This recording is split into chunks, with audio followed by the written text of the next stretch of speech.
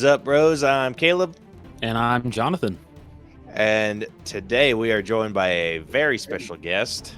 A little baby named DJ. Hell yeah. So we are joined by DJ, but we are a few bros on a mission to give you guys the most detailed movie reviews out there with as little bias as possible. Welcome to the AllBros. This week, it is, I forget, is it our, oh, damn, we missed it. Our the AllBros 8-year birthday was last Friday. So this is going to get released on the 24th. So 10 days ago at from when this gets released. We did miss it because I was indisposed.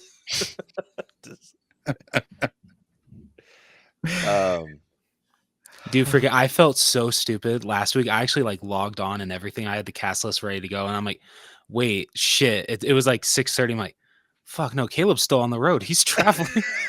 Thank you. Because I texted Caleb and I was like, hey, we still good for tonight?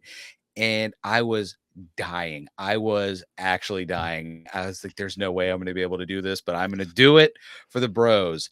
And 2 hours later, he was like, oh, man. He's like, it must have been a miscommunication. It's next week. And I'm like, thank you, Jesus. And I went to sleep probably 30 minutes later.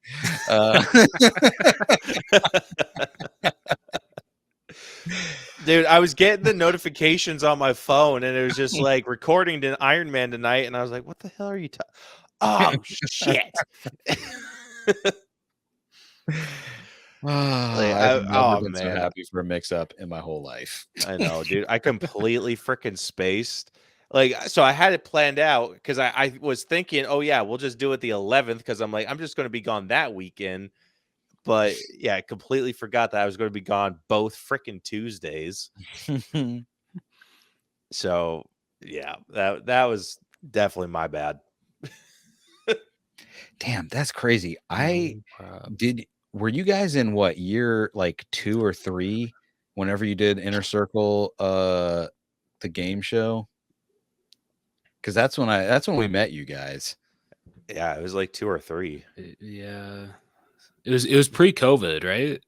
Oh yeah, it was definitely pre-COVID. Yeah, that's crazy. It's really sad that that's how you think of. Oh, hey, what time did we meet?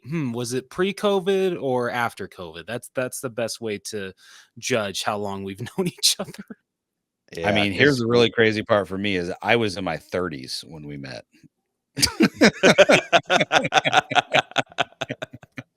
Shit, I am now 42. Wow. Okay. So there you have it. We did it. We've broken all barriers, all decades. Yeah, because we did that episode when I was living in Utah.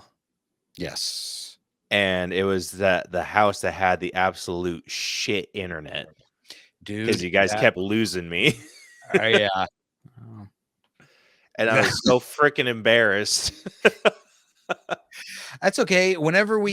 So before we were with the Inner Circle, we were with Civilized Creatures, and they did another podcast collective, whatever it was.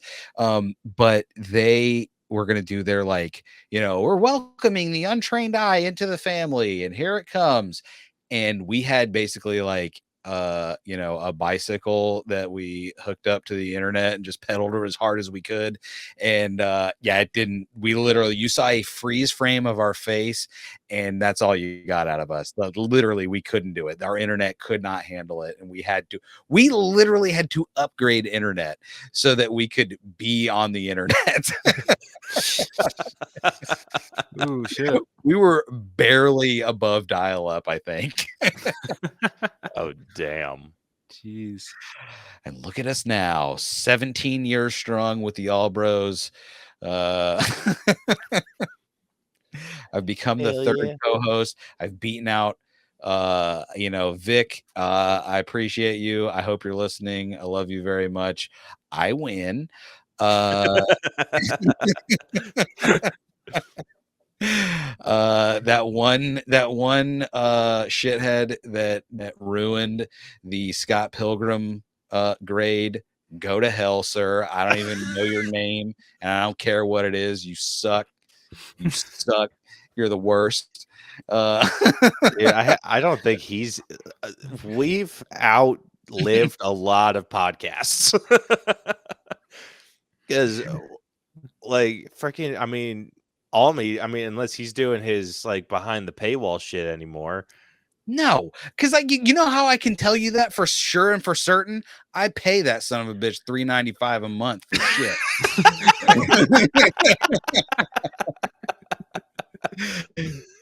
I literally get That's crazy. Just doing it out of the kindness of your heart at this point. I don't even get like a monthly text from him or anything. Like, I'm just paying him $4 just to be like, here's $4. Do with it what you will. That's freaking hilarious. Yeah, we outlived him. We outlived literally at this point the freaking plunge, because the plunge hasn't done shit for a while. There's every Inner Circle podcast. There's none of them exist anymore. No matter what they tell you. That's not true. Ben still does stuff. Oh, Ben does. Okay, I take it back. And the Hood Diner release every once in a while too.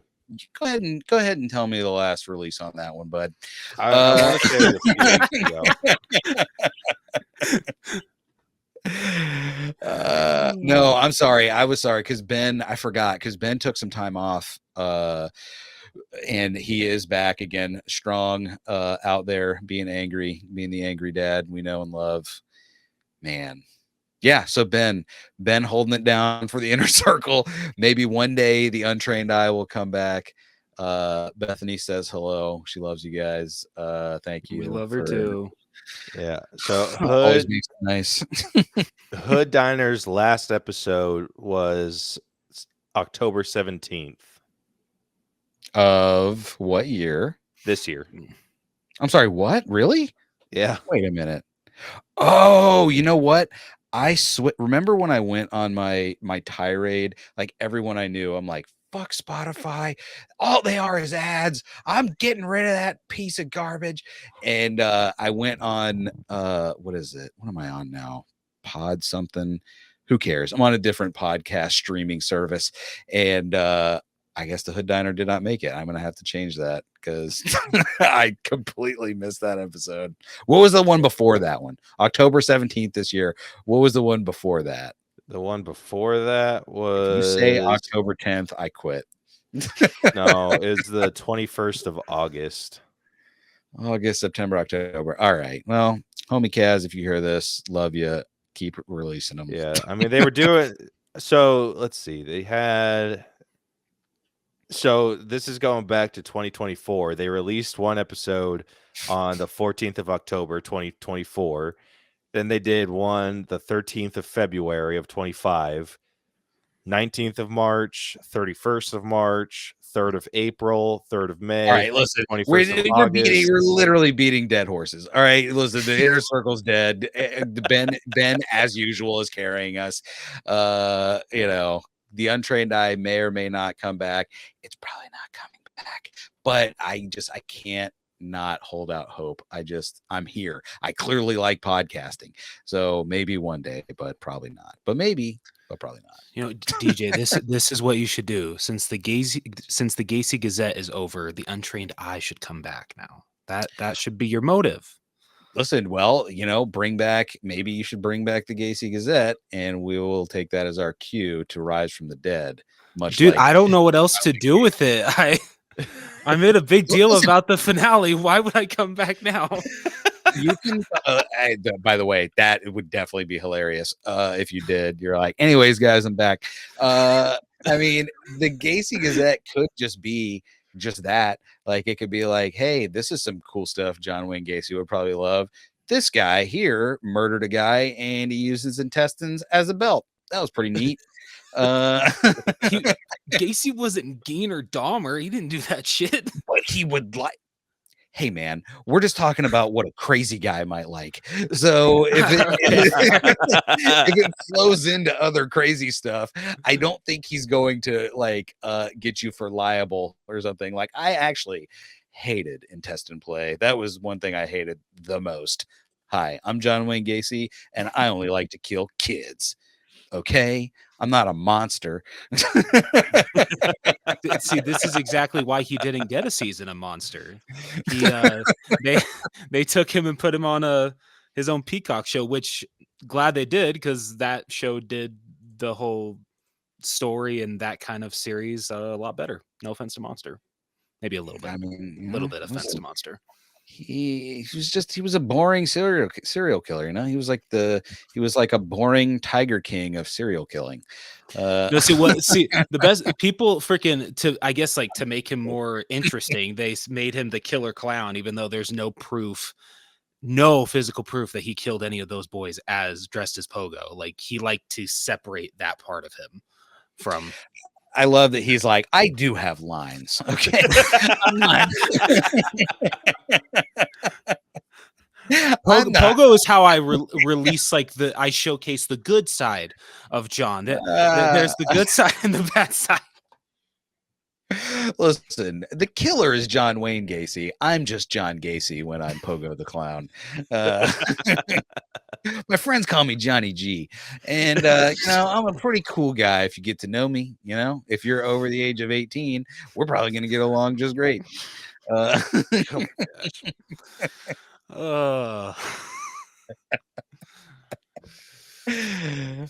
That's what you can call it. There you go. The next iteration, Johnny G and the boys, and kind of have a laugh about all the stuff John Wayne Gacy did. As much as you possibly can Like, before it starts to feel. No. I'm sorry, I didn't say the full idea. We're not going to talk about the murder. Johnny G and the boys is not about the murders at all. It's just about like the philanthropy that he did, all the construction work, like, you know, the good stuff, the everything he did side for his community. Yeah. This is like, people forget about the good stuff that he did. You know, he had a couple of bad days, and people want to make a bunch of documentaries. Can I just call it Just John? Would that be okay? Just John. Just John, but both J's have to be lowercase. You know, you don't want to make it too intense. Yeah, there we go. How crazy of a show would that be if all you did was go and review his craftsmanship? Especially for someone who didn't know who he was. They're like, John Gacy, like, that sounds familiar. I wonder if they're talking about old John Wayne Gacy. Dude, if that ever happened, I would totally reach out to James and be like, dude, can you at least do one episode with me? Dude, that's a travel show. That is something that you do. You pitch to TLC and be like, we're going to hit up. Like, we have the documentation of everywhere that he was. We'll just go to each address and we will go and do like buttress on this thing. Amazing work. Amazing work. This guy does not get the full credit that he deserves. Just, you know, I think this is how 3 nobodies get canceled. Yeah, seriously. All right, man. It's a good thing I shut Gacy Gazette down. All right. Yeah, oh my gosh. Once the final episode releases, serial killer, that's and it. Killer contractor. Yeah. Oh my God, killer contractor. We're actually what we're gonna do. We're not gonna go to the places that he went. That would be morbid. What we're gonna do is we're gonna like rebuild the things that he made, and we're gonna see like how good his blueprints were. We're gonna see if they were like, you know. I mean, Ryan was able to acquire a bunch of PDM contractors. I don't know if he got any blueprints. He might have, but he got a bunch of receipts, stuff like that. So shit, he might have that stuff. I'll reach out. And maybe we should call the people that live there and be like, hey, like, go through his stuff. Be like, so it seems here that you had your bathroom remodeled in, I don't know, the 80s. When was he around? The 70s. 70s. The fact that you think people would that live in those houses would answer the phone to anybody at this point, because you think we're the first idiots that have been like, let's call the John Wayne Gacy houses and see if we can look at their look at their miter work on the inside. No.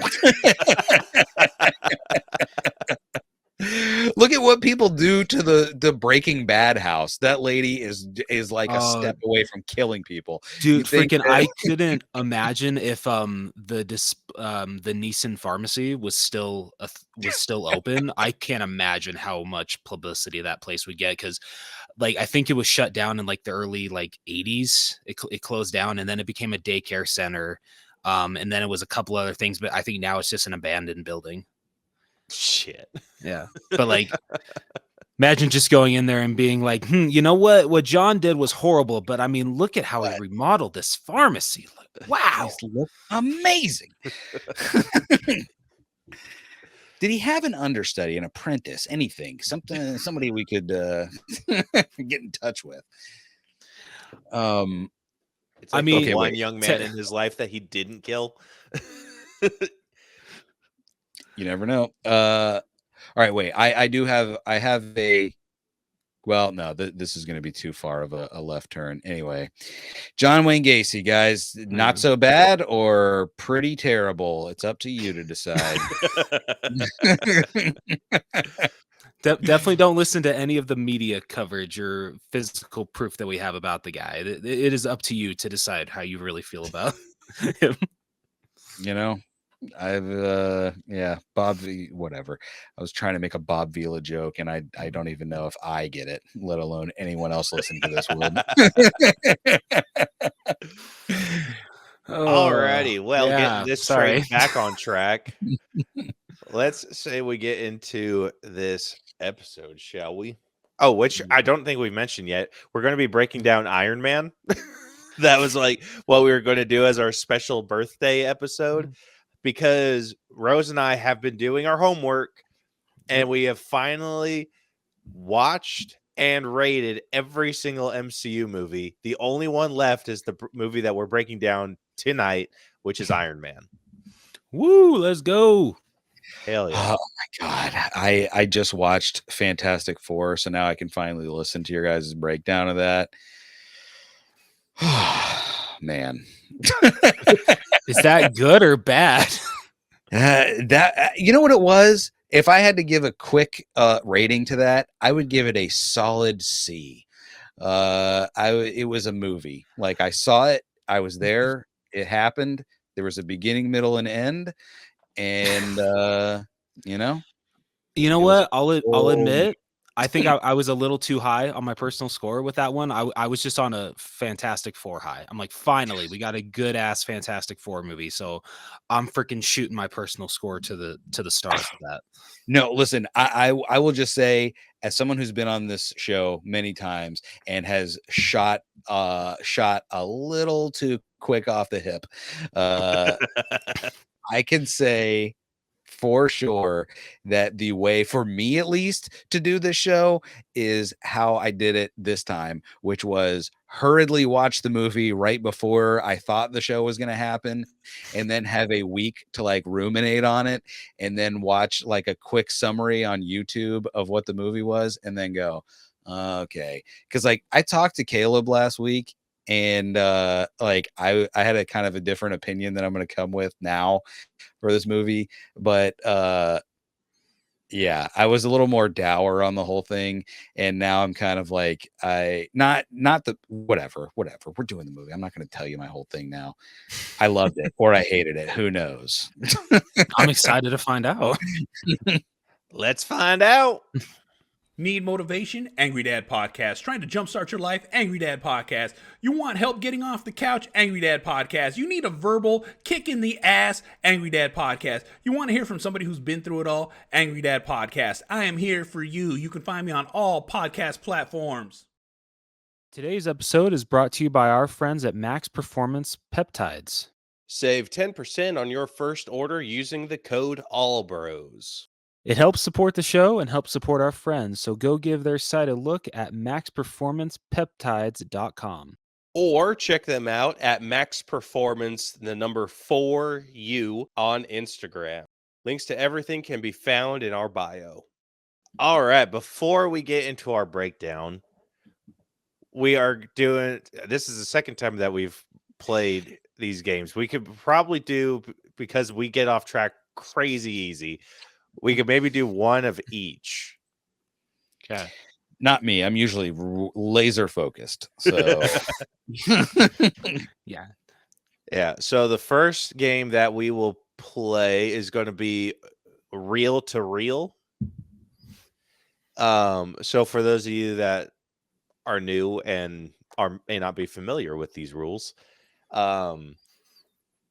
reel to reel, the rule is ChatGPT is going to give us an actor and a movie that they star in. Our job is to go around, and so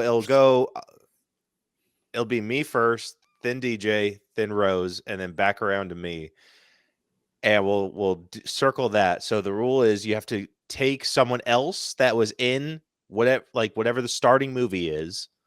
For example, we had Emily Blunt in Edge of Tomorrow. That was like one of the examples. yeah. So you have to take another actor from Edge of Tomorrow and basically create like a chain link. Was there even another famous person in that movie? I don't think so. Tom Tom Cruise. Who's that? The The Scientology guy, the religious man. Definitely not that Mission Impossible Top Gun guy. Definitely not him.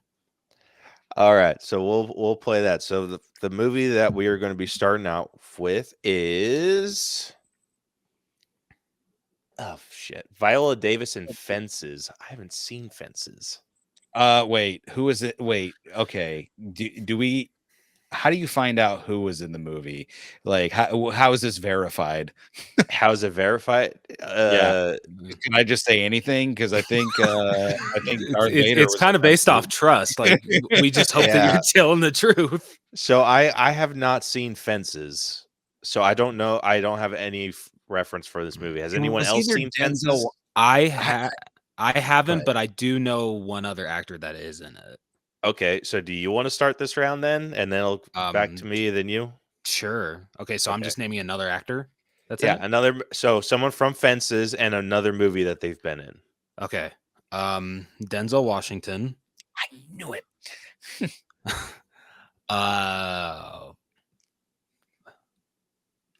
The Magnificent Seven. Wait, what? Oh, the Magnificent. Oh, Jesus. Wasn't I was he? like, the Hateful Eight. Like, I don't think I don't think he was in Magnificent Seven. I swear that he was. I think he was in Training Day. I'm calling bullshit on that. So does he win the round if you call bullshit? And Oh, son of a bitch, he was the main guy. Yeah. Let's main go. The main Okay. guy. By the way, Okay. it's hilarious because Denzel Washington is almost always going to be the main guy Yes. in whatever movie he's in. Okay. Rarely is he a Rarely side is he a character. secondary character. Dude, Okay. I think he is one in Gladiator 2, but like you still think he's a main character for how freaking prominent he is in the movie. Shit. By the way, weirdly, who is the James Earl Jones plays the Denzel Washington character in like the play, which I've seen for whatever reason. TikTok will show me parts of that play with James Earl Jones doing that. So anyway, sorry. Hateful Eight. Sorry, Magnificent Seven. Caleb. Okay, so Magnificent Seven.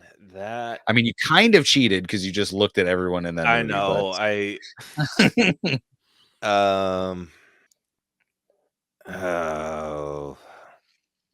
Let's go Chris Pratt in Guardians. Man, I wish I knew the name of that stupid ass movie that Gamora was in, where they're like singing about operating on someone who's trans or something. Oh yeah.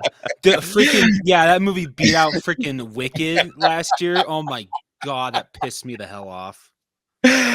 Oh God, what is his name? frick. What is his name? What is Yondu's name? Damn it. Anyway, I don't remember his name. So I'm gonna say Bradley Cooper in that movie called Limitless. Was that him in Limitless? Yep. I've never seen Limitless.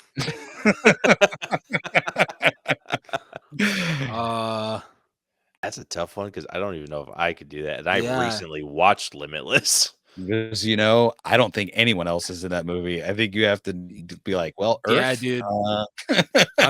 I'm calling it. I lose. I can't think of anybody else in that movie. Damn. Okay. So should we do this where it's like an elimination and then just between me and you? Okay. I mean, I'm going that's a good next, but go idea. ahead. Yeah, we can do one more round. Okay.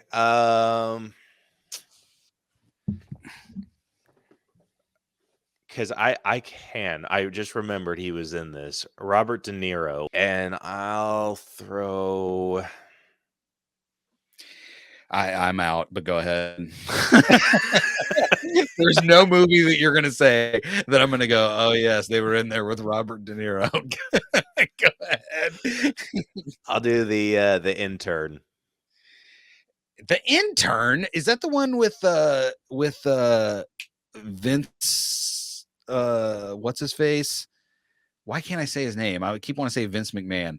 Vince they're Vaughn? like interns at Google. Vince Vaughn. That's the internship. All right. Yeah, I don't even know what the intern is. I lose.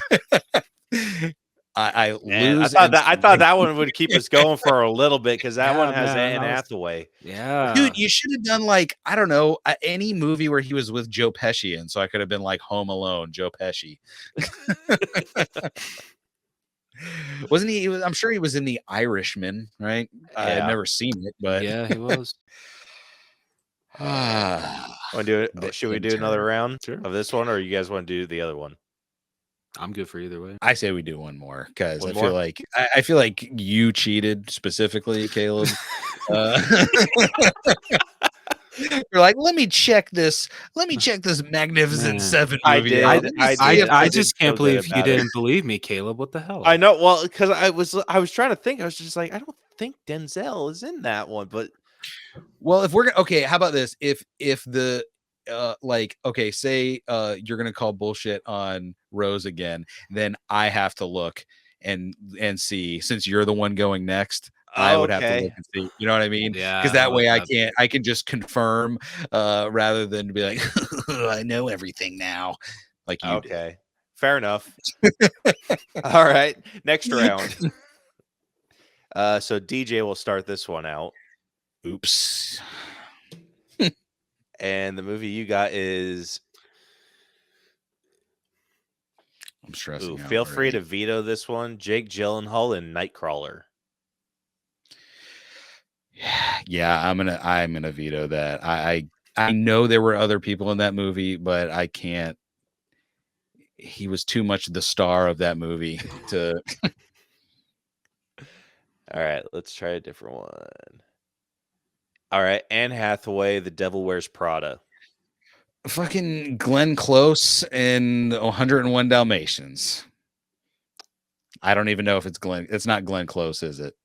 What is her I actual think name? you're right. Is it? No, Yeah. it's not. Oh, It's so the other Caleb one. would have to check. So, well, you know, it's not her. Wait, what is it? Oh, oh yeah, no, it's not. Mamma Mia. What's her name, man? I could see her dumb head. She's in Mamma Mia.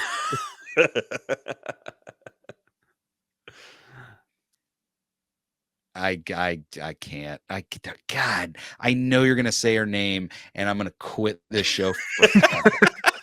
Because I'm right? She was in Mamma Mia, right? Yep. Yeah.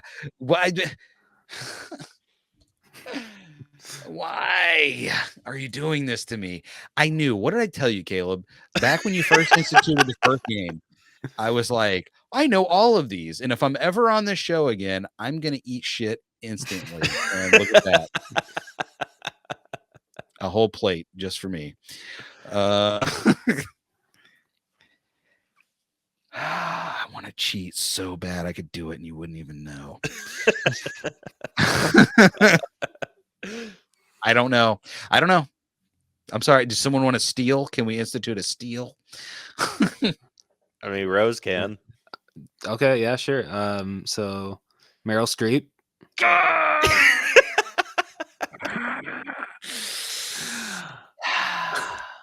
I shouldn't have said. I should have just said Glenn Close and kept moving. I bet I could have convinced everyone it was Glenn Close if I didn't say anything. Caleb would have gone, I called bullshit on Rose, but I don't want to do that twice.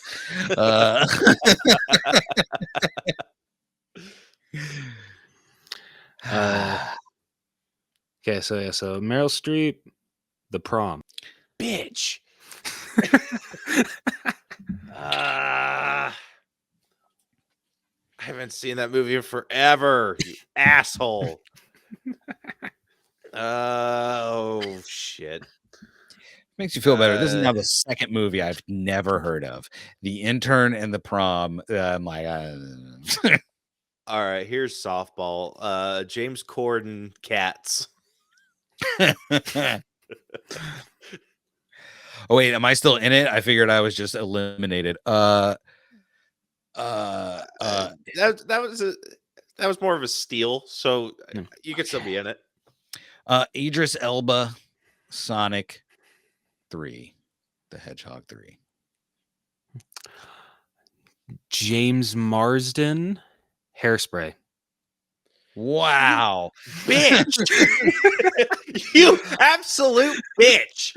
I know two people in there, and you could be a real dick. I almost want to text you the dick move to you'd be screwing me over, but God damn it. Hairspray. Who? There's one. I've never seen. I've only seen trailers. John Travolta. Yes. Wild Hogs. Okay, before we go with Tim Allen and Toy Story, I just want to say, if you wanted to be a total dick, I'm pretty sure Ricky Lake was in that version of Hairspray. So you could have just been like Ricky Lake in Hairspray, because she was in the original. We don't Hairspray. do repeats like that. No. It's not the same one. It's the original Hairspray. So it is actually a different movie. Yeah, he's right. She did cameo in it. So I have no idea who was in that first one except her. Okay. I don't know who Ricky Lake is. So. And there you have it, ladies and gentlemen. Anyway, Tim Allen, Toy Story, the end. That's all I got.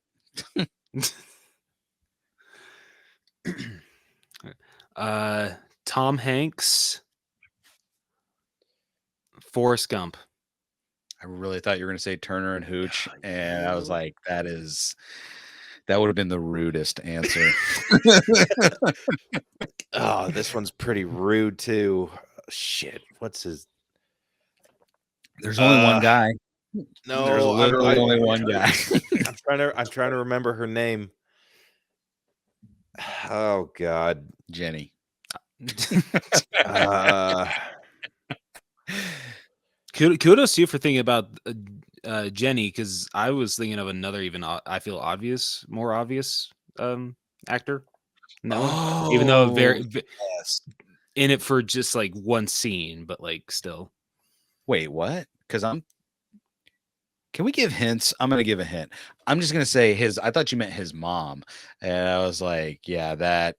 Oh, shit. That's a good one, too. I didn't even think about that one. That's a damn good one. Oh, shit. I forgot her name. Oh, God. Just think of Wide Open Spaces, Caleb. I want to say it starts with an S. You would be right. You would be right. And then you would frolic after that. DJ is really dropping a good hint here. I love it.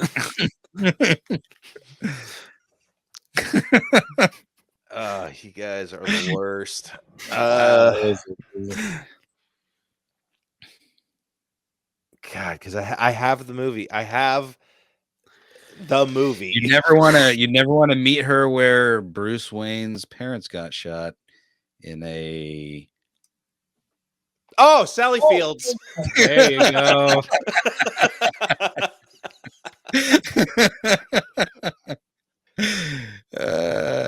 Okay. Yeah, Sally Fields and I'll say Steel Magnolias. I was going to be a dick and say Smokey and the Bandit. I would have said Burt Reynolds and Cop and a Half.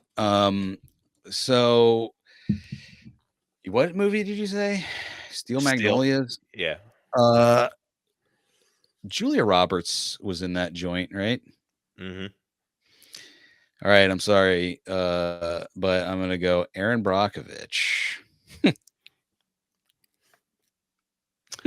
Yeah, I fold. I'm at least I don't even know who the fuck that is. I mean, I could go Mona Lisa's Smile if that would help. Oh. I don't even know if that was her or the other one. Who's the other, like the cute lady? What is her name? She was in Speed. What is her name? Miss Congeniality. What is her name? Sandra Bullock. Oh yeah, Sandra Bullock. Those two could be it's possible they're the same person. Damn. I've never seen, what is it, Aaron Brockovich? Yeah, Aaron Brockovich. Yeah, I the only guy that I recognize from that movie. I couldn't tell you his name, and even if I couldn't tell you a thing he did besides that movie.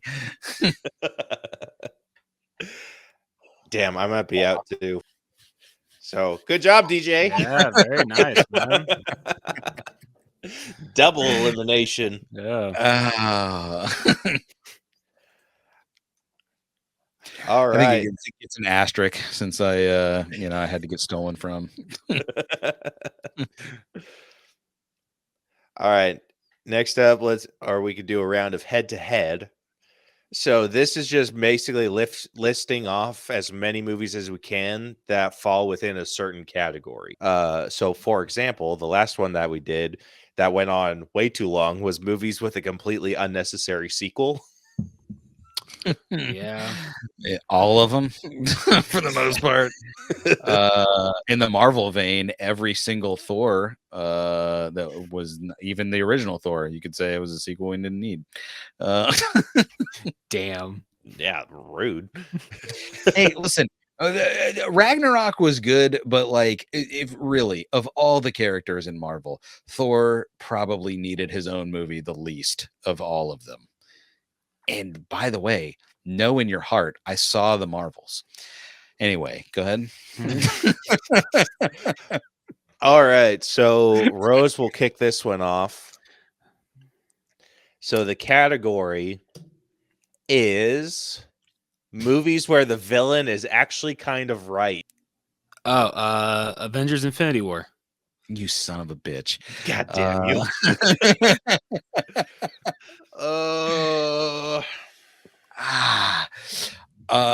Wait, whose turn is it? Mine.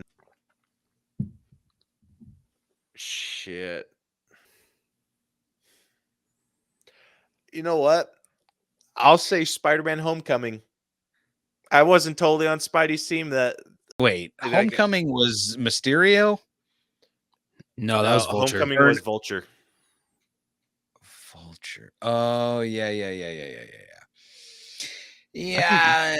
can give you that. I mean, he was trying to kill a kid, but Listen, did he take it too far? Yeah, but was he wrong in the first place?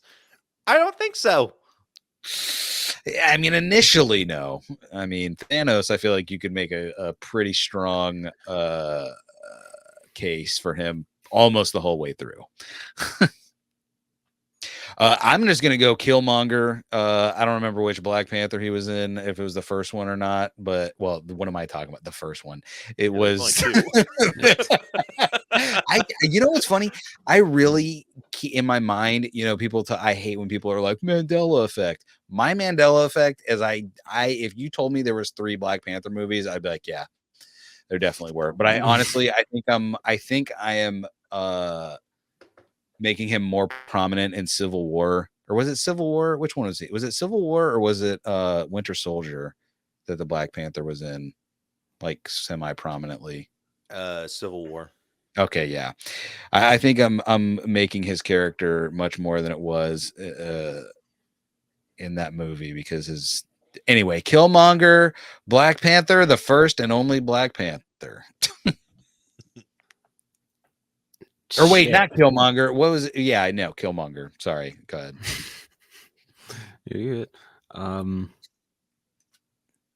trying to think of like any horror movies that you can kind of side with the killer, but it's kind of hard. I don't know It's about a little hard. Friday the 13th. I mean, Jason. Dude, I was thinking that one with freaking, like he was drowned at Camp Crystal Lake, like just because the camp counselors weren't watching him. Like, can you blame Jason for coming back and killing him? Yeah, he didn't choose to come back, and he wanted to cross over. I bet if you asked the boy Jason if he wanted to cross over and meet God, he'd be like, "Yeah." Like, hey, did you want to become an unkillable teenage killing monster? Like, no, I absolutely did not. Well, tough tits. That's what your mom wants you to become. So this is your life now, Jason. Shit. Yeah, I'm struggling because I'm like, man, if you get one and Caleb gets one, I'm for sure out. Yeah, dude, I got one locked and loaded. Shit, man, I don't know if I have one. Yeah, I got nothing. I'm out. Really? Yeah, I got nothing.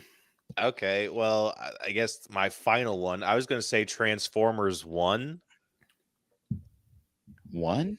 Wait, is that the animated one? The animated one. Have you seen that one yet? No, I have not. Ooh, shit. That's a good one. So that's the one that made me side with Megatron hardcore. Go ahead.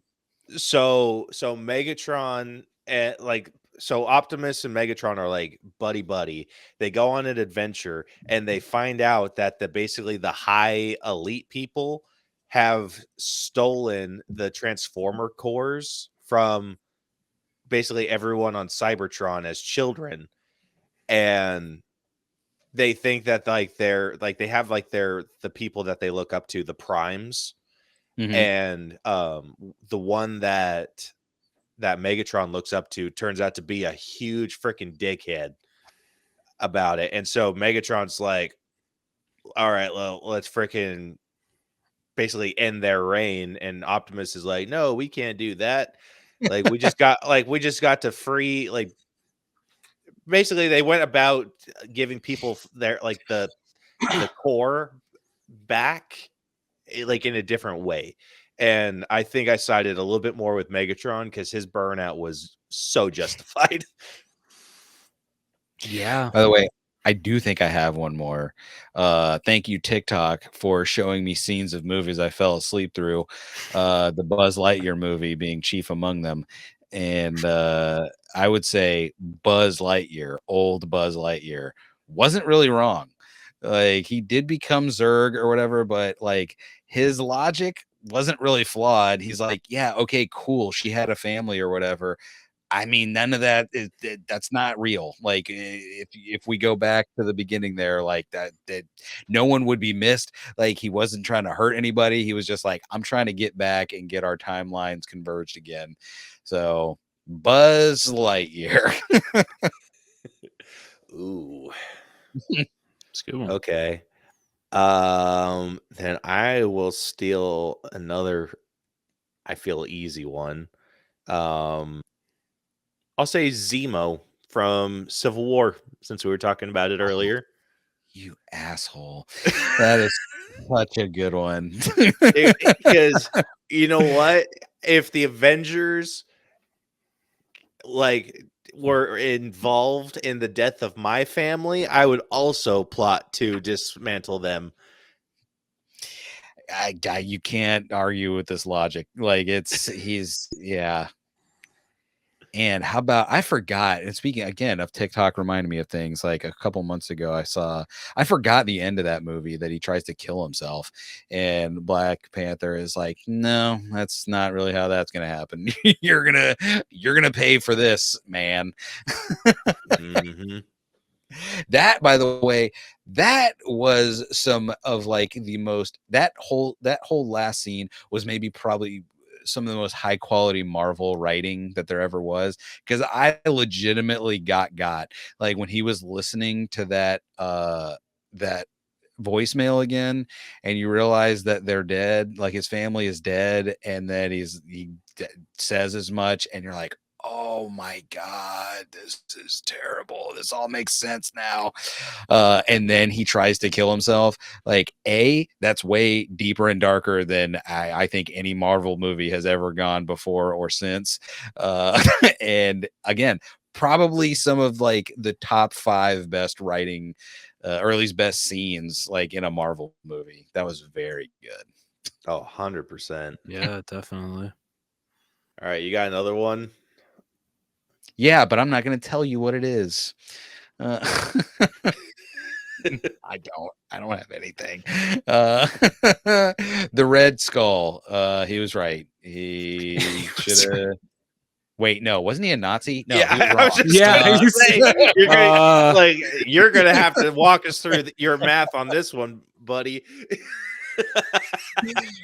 I can't believe a nobody can get canceled twice. I was in gonna one say, episode. guys, we're not associated with him. No, I forgot. I was just, by the way, when I'm not going to say anymore. No, I vehemently disagree with all of the Red Skull's thinkings and teachings. He has no redeemable qualities. The end. Unlike John Wayne Gacy.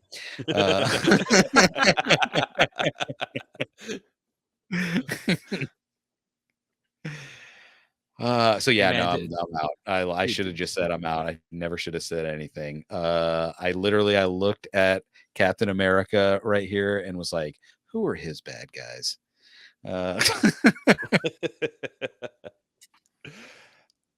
All right. Should we do one more round of this one? I just don't want to say any more about Nazis, so we can try. All right. So DJ is going to start this one out.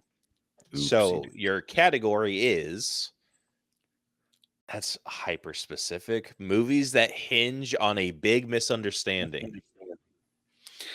The Wrong Missy. Boom! Beat that. Oh, that's a good one. That's a great one. That's literally the end of the movies I know like that. So, oh, I got a good one locked.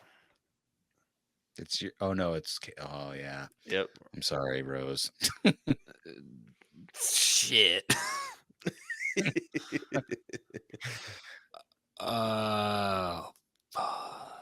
Oh my God, do I not have any?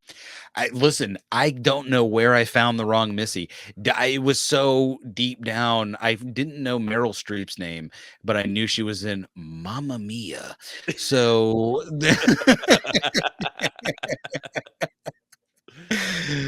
don't ask about what is in the recesses of my own brain, where I knew The Wrong Missy within 5 seconds of that question being asked. Shit, I think I'm out of this one too. Sorry, guys. My guy. All right. We'll name 2 locked, then, Caleb. All right. I had Bullet Train. What is the okay? Wait, hold on. Wait a minute. There's that movie with Bryce Dallas Howard, where she's like, and what's his face? He's in Iron Man 2. The dancing guy. What's his name? Justin Hammer. Had my backup. Oh shit. Okay. I I don't listen. I don't know the name of it. It's something like the Book Lady or something. The Ritualist. I don't know what. You can have it because I don't know. I know the movie clearly, but I don't know. I don't know the name of it, even kind of. Because isn't Henry Cavill in it as well? Better known as Wolverine.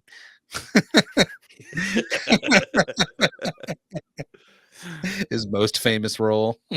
That's it. That's all I got. You have all the information that I have right now. I don't know the name of the movie though. Yeah, I know which movie you're talking about. It's Argyle. Argyle. Yeah, that was the movie that looked so good, and everyone unanimously said it was a fart in movie form. It was actually kind of good. It was fun. A resounding review fun. from the I'll say AllBros. fun. It was kind of good. We did review that one. That's true. We did. Yeah. Seemed like you guys really enjoyed it. I think that movie is kind of like a fever dream because we watched that the weekend I flew out for that convention. And so literally I arrived, we go back to Caleb's house, we watch that movie. We're up until like, I think like past midnight. And then we have to be up at like 6 o'clock in the morning just to make sure that we get to that convention on time. Oh yeah, I remember that because you guys talked about that on the show too, right? Yeah. Or was that on? Yeah. Argyle. Caleb wins again because he's a cheater. All right. Should we go one more so Rose has a chance to win one? I'm gonna try. Movies that star a guy named Chris. Okay. This one should be easy for you, Rose. Okay. Movies with a memorable chase scene. Okay.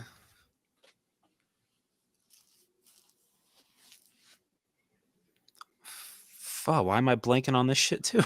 I mean, come on, dude. Serious? Yeah, there's man. there's like, I don't know, 7 to 11 movies that you could name right now. Ooh, wait, who's going first? You are. You. Oh, I am. Oh, okay, my bad. Child's Play 2. That is when the most Chucky's hilarious- chasing Andy and Kyle in the Good Guy factory. Okay. Yeah. I will go Sonic chasing Shadow in Sonic the Hedgehog 3. Wow, I have very much misunderstood what this was because I was thinking, thinking all car chases, and I thought the same thing.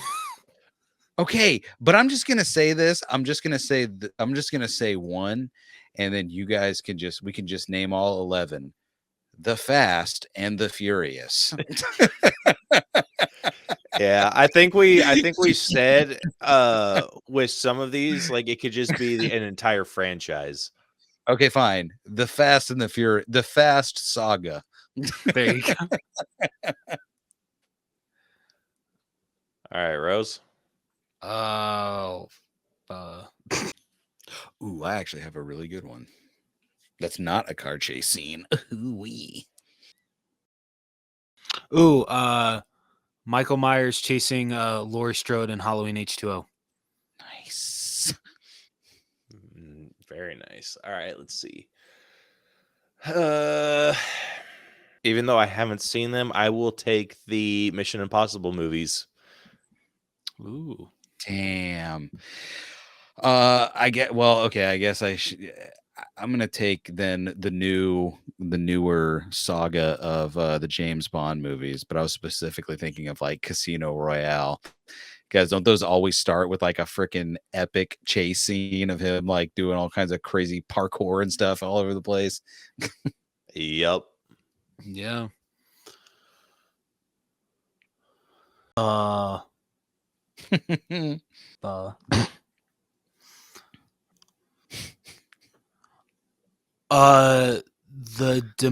think it was the Dementors chasing Harry, Hermione, and Ron in Deathly Hallows Part 1. Ooh, that's a good one.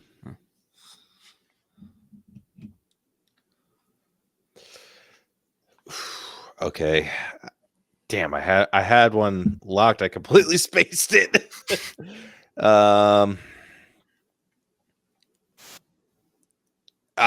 Okay. I will say the ending chase scene from The Naked Gun. Ooh, Like the okay. most recent one where shit. Oh, ooh. We lost DJ. Uh-oh. Ruh-roh. Yeah, we'll have to wait on that one, see what happens. Hey, there he is. Can you guys hear me? I just need a thumbs up or okay. Yeah, we can hear you. You guys talk amongst yourselves while I figure this out. Okay. So, do you think that one counts? Because I mean, it's a technical chase scene because he's holding on to the owl. Yeah, I would count it. Okay. Yeah. Yeah, it's DJ's turn now. Mm.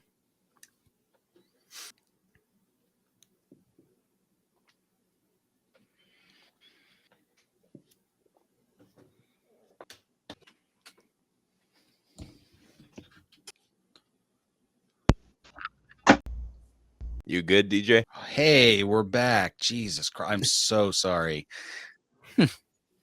You're good. All right. So the last one I said was what? I'm listening. I'm sorry. Oh, no, I was just saying the last one that I did was the Naked Gun, like the newest Naked Gun. They have like a chase scene where he's like flying on an eagle or a owl. I had one and now it's gone. The where I chased down my audio problems where I couldn't hear you guys and you could hear me. The movie.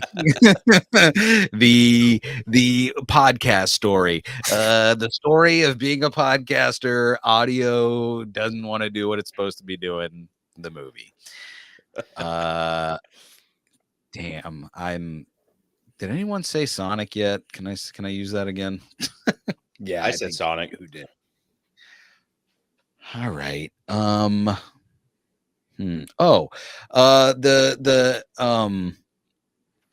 Where Obi-Wan and Anakin are trying to chase down that assassin in, is it Revenge of the Sith? Or is it the other one? That's Clone Wars. Yes. Or yeah. Attack of the Clones. Yeah. Yes. So that's the one I picked. Okay. Guys. So I think she's in it for just like a minute, but it's mostly Shaggy and Scooby when Shaggy and Scooby are running from the Skeleton Men in Scooby-Doo 2 Monsters Unleashed. Ooh, that's awesome. I will say Toy Story when Woody and Buzz are chasing down the moving truck. Ooh, that's a good one. That is a good one. I'm going to say Rebel Moon, where they were chasing a good movie the whole time and never found it.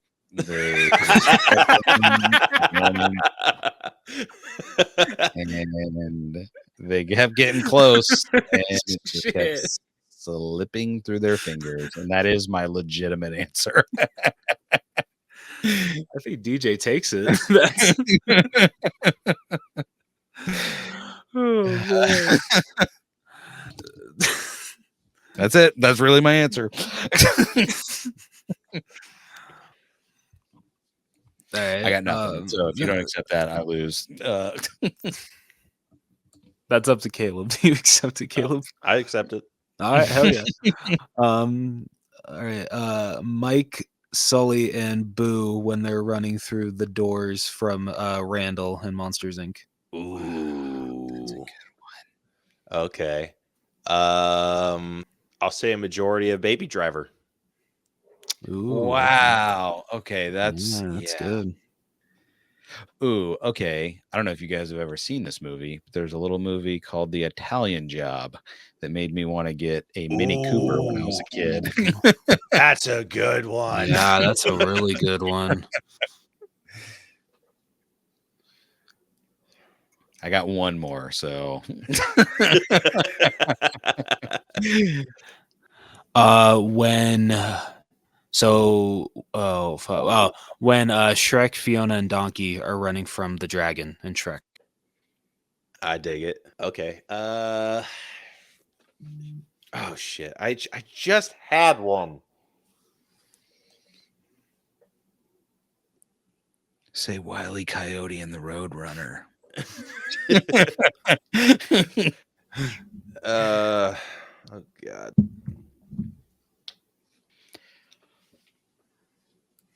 God damn it. It was something DJ said that sparked this, the one I was thinking of. Was it when I said The Italian Job? Oh.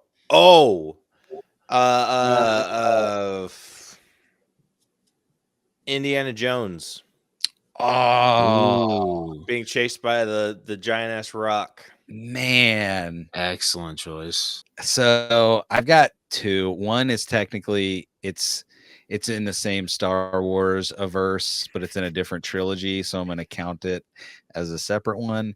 And it is the one and only trench scene where he's trying to get trying to shoot that there proton torpedo down a mine shaft or whatever. Ooh, that's a good one. Yeah. So I take it back. Now I've got one.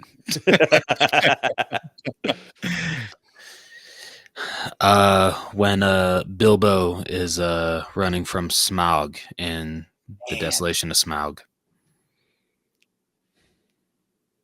I was gonna say, like, basically the entirety of the Lord of the Rings trilogy. It's just them being like, we gotta run to this mountain, put this here ring in there.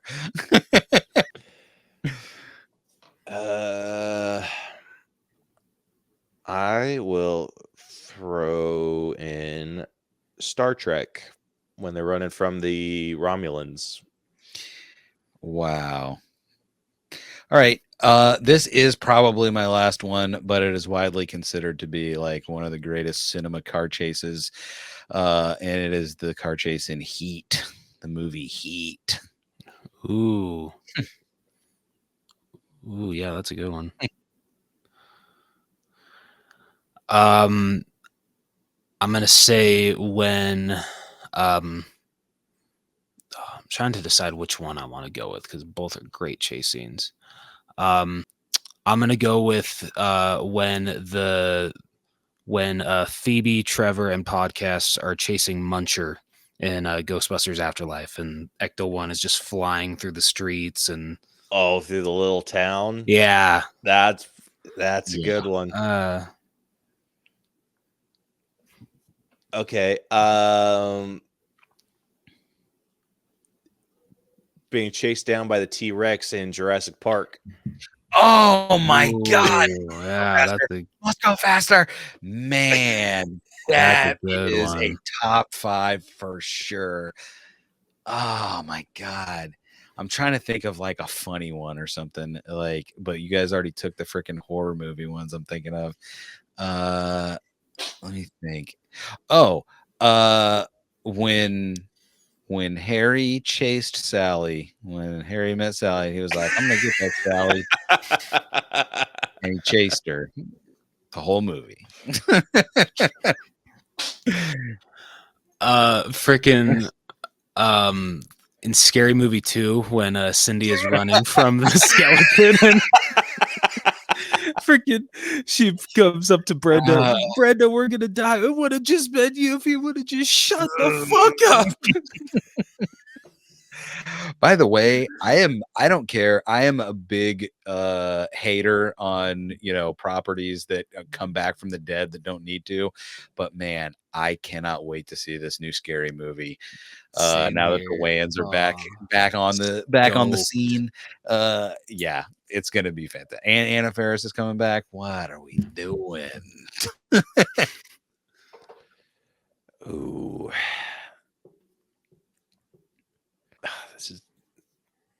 It's tough.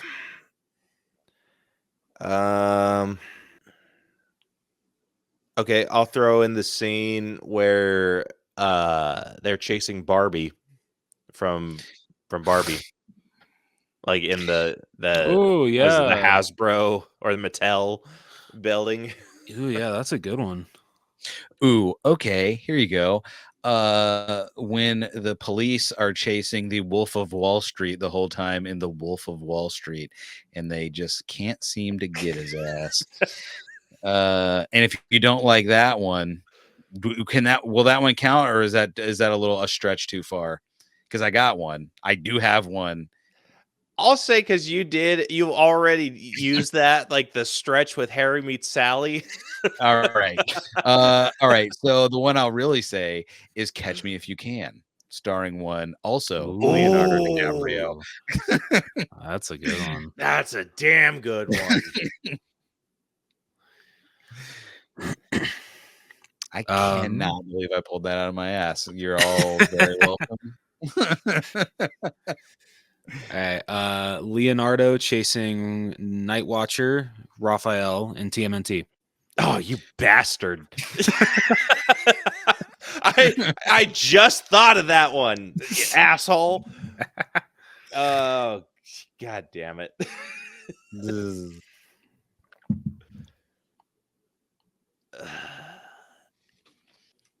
I think I'm tapped because I was gonna I had one that was lazy that like I wouldn't have counted. I was gonna say Winter Soldier when when Sam Wilson's chasing Captain America and just losing miserably, but I wouldn't. That's a cheap one. I mean, you could always go Civil War whenever Black Panther turned on the freaking nitrous and was like, gah, gah, gah, gah, gah, gah, and he's just running at 1,000 miles per hour suddenly. No, Great point. But yeah, I'm tapped. I'm tapped. I had another funny one, and then I just thought about how they actually did that scene where they had hit like Chadwick Boseman like running on like a treadmill or something, like a big long treadmill to make him going faster. That was nuts, by the way. Man, I had another. So they ran on like the car that was in front. It was like a long thing of like fabric.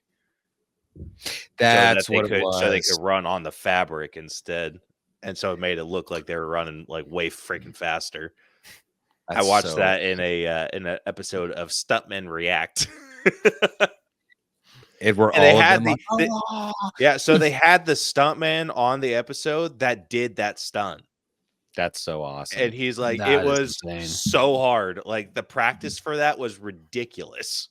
It seems impossible. Like when you think of it, you're like, I don't know if that's even humanly possible.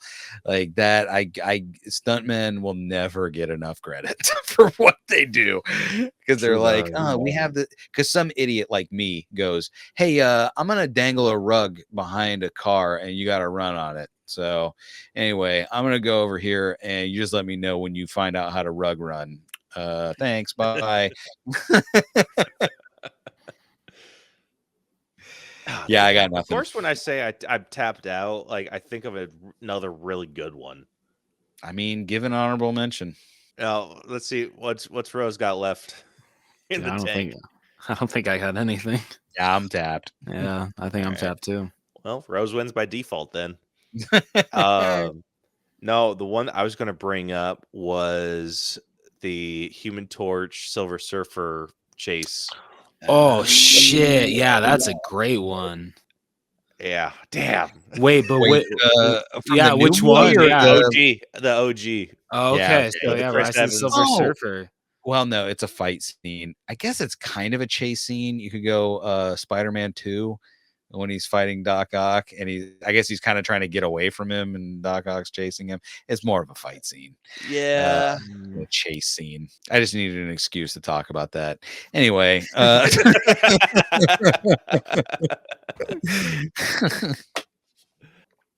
trying to think of another one.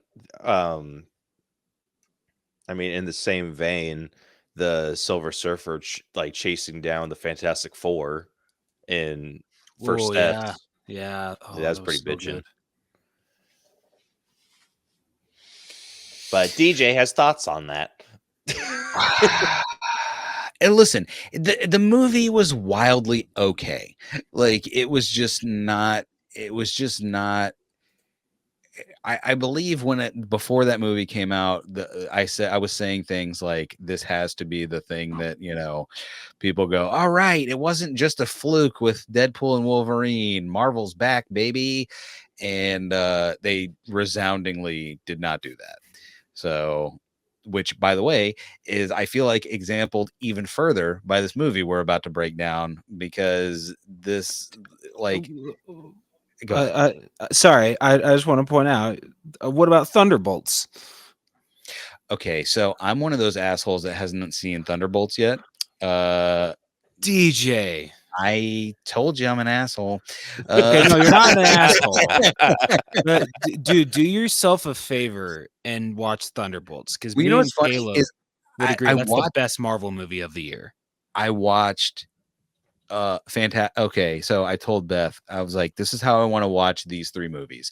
I want to watch Fantastic Four first, because I heard it's wildly okay, and I feel like we're not going to be disappointed in that. And spoiler alert, it was wildly okay. And then I want to watch Thunderbolts, because that's also what I hear is that movie is great. It is more of the Marvel return to form. And then the last movie that I haven't seen that I am probably the most excited about is the newest Superman movie, which I feel like I'm going to enjoy the most out of all three of those. So I want to I want to end on something sweet. I don't want to. I just knew I didn't want to start with Superman and be like, this was awesome, and then go watch Fantastic Four and be like, I feel you. All right. Well, with that, let's say we finally get into this breakdown, shall we? Let's do it.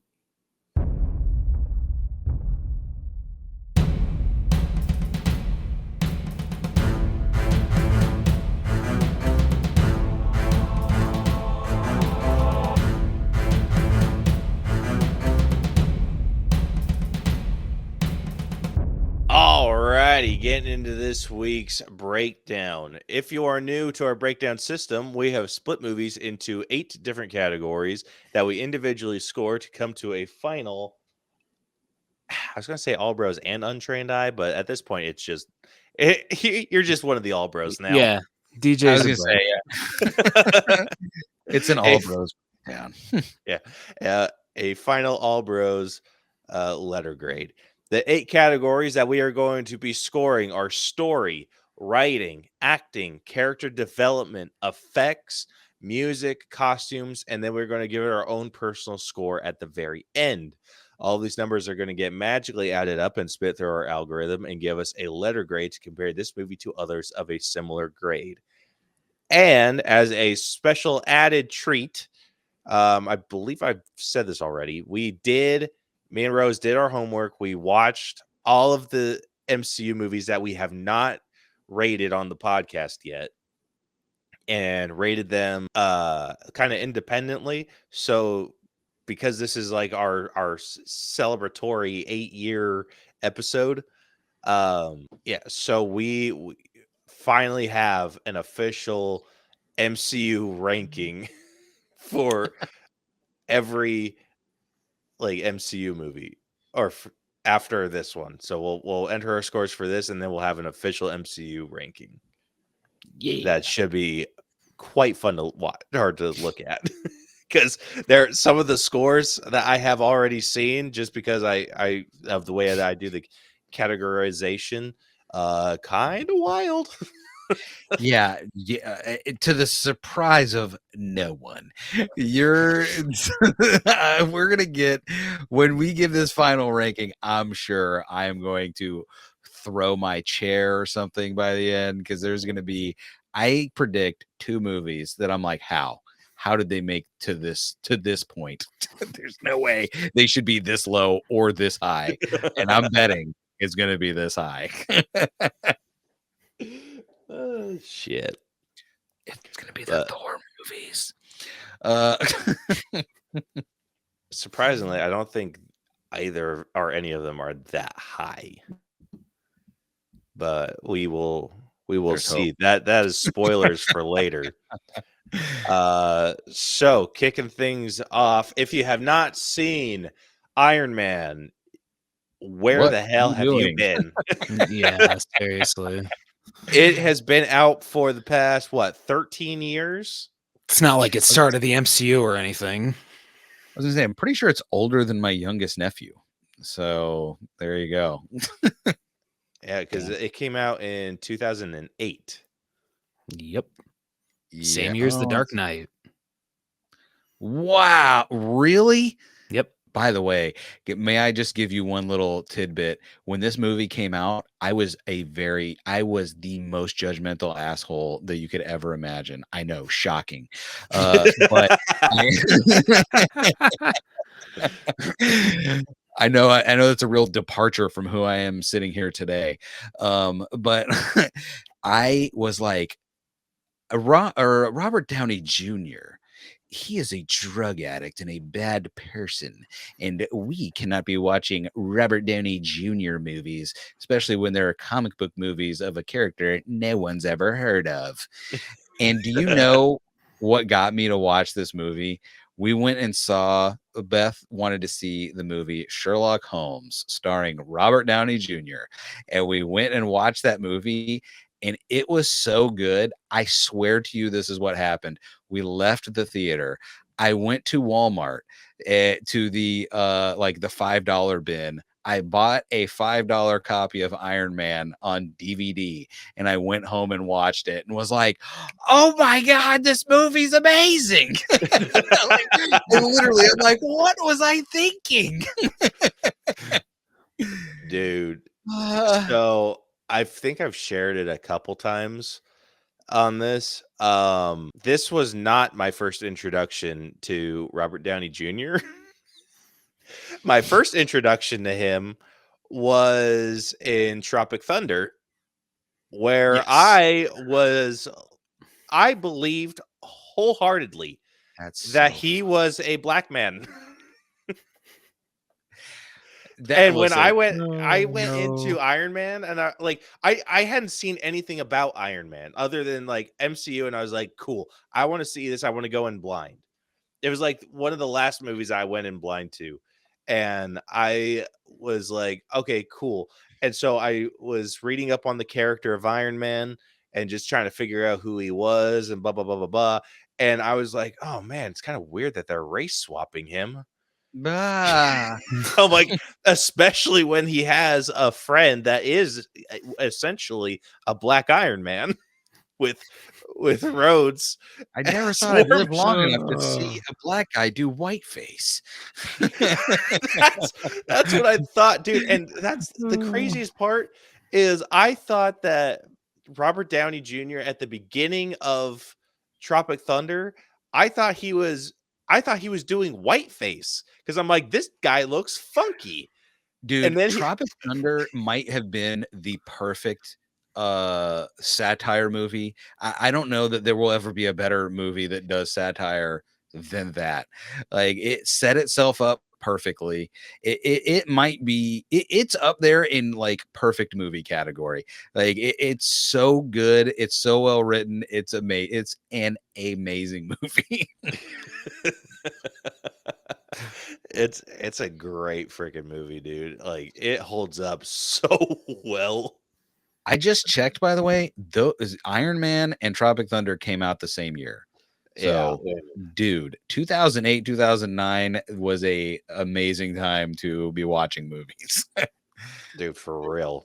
Because didn't we get Thor no, we didn't get Thor till 2009, right? No, Thor was 2011. Oh, okay. So Yeah, Incredible Hulk came out 2008 too. Yes. Yep. So we had Iron Man and Incredible Hulk. Wow, that was Jesus Christ. 2008 was crazy. Yeah. I'm just blown away that Dark Knight is also that old. I know, right? Like, yeah, man. Heath Ledger gone too soon. R.I.P. the GOAT. Yeah. So for those of you that have not seen Iron Man, You're an idiot. yeah, Rose is about to spoil Yeah. the entire movie for you in our favorite segment that we like to call Reading with Rose. So without further ado, Rose, would you like to take it away? I'd love to.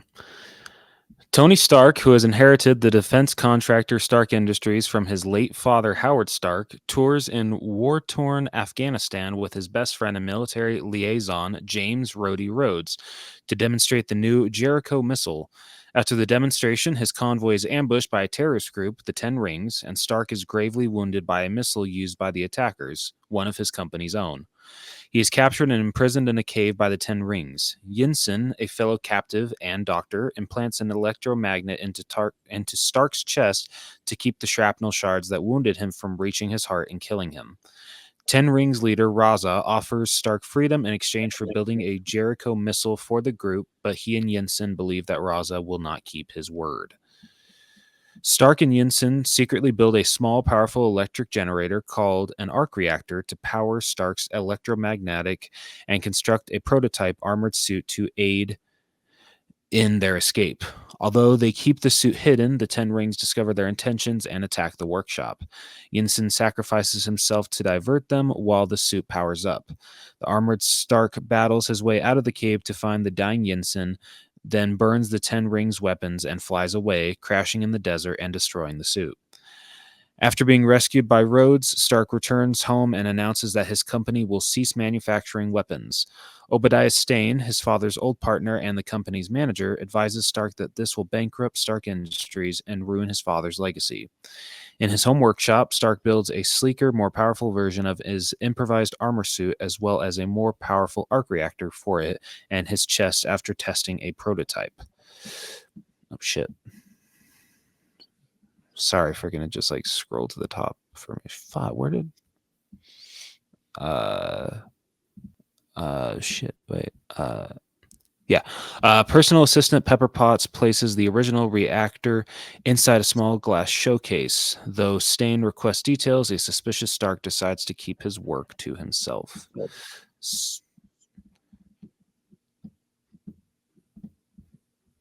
At a charity event, reporter Christine Everhart informs Stark that his company's weapons were recently delivered to the Ten Rings and are being used to attack Yinsen's home village. Stark dons his new armor and flies to Afghanistan, where he fends off the terrorists and saves the villagers. While flying home, Stark is intercepted by the Air Force. He reveals his secret identity to Rhodes over the phone to end the attack. Meanwhile, the Ten Rings gather the pieces of Stark's prototype suit and meet with Stane, who has been trafficking arms to the Ten Rings and has staged a coup to replace Stark as Stark Industries CEO by hiring the Ten Rings to kill him. He subdues Raza and has him and the rest of the group killed.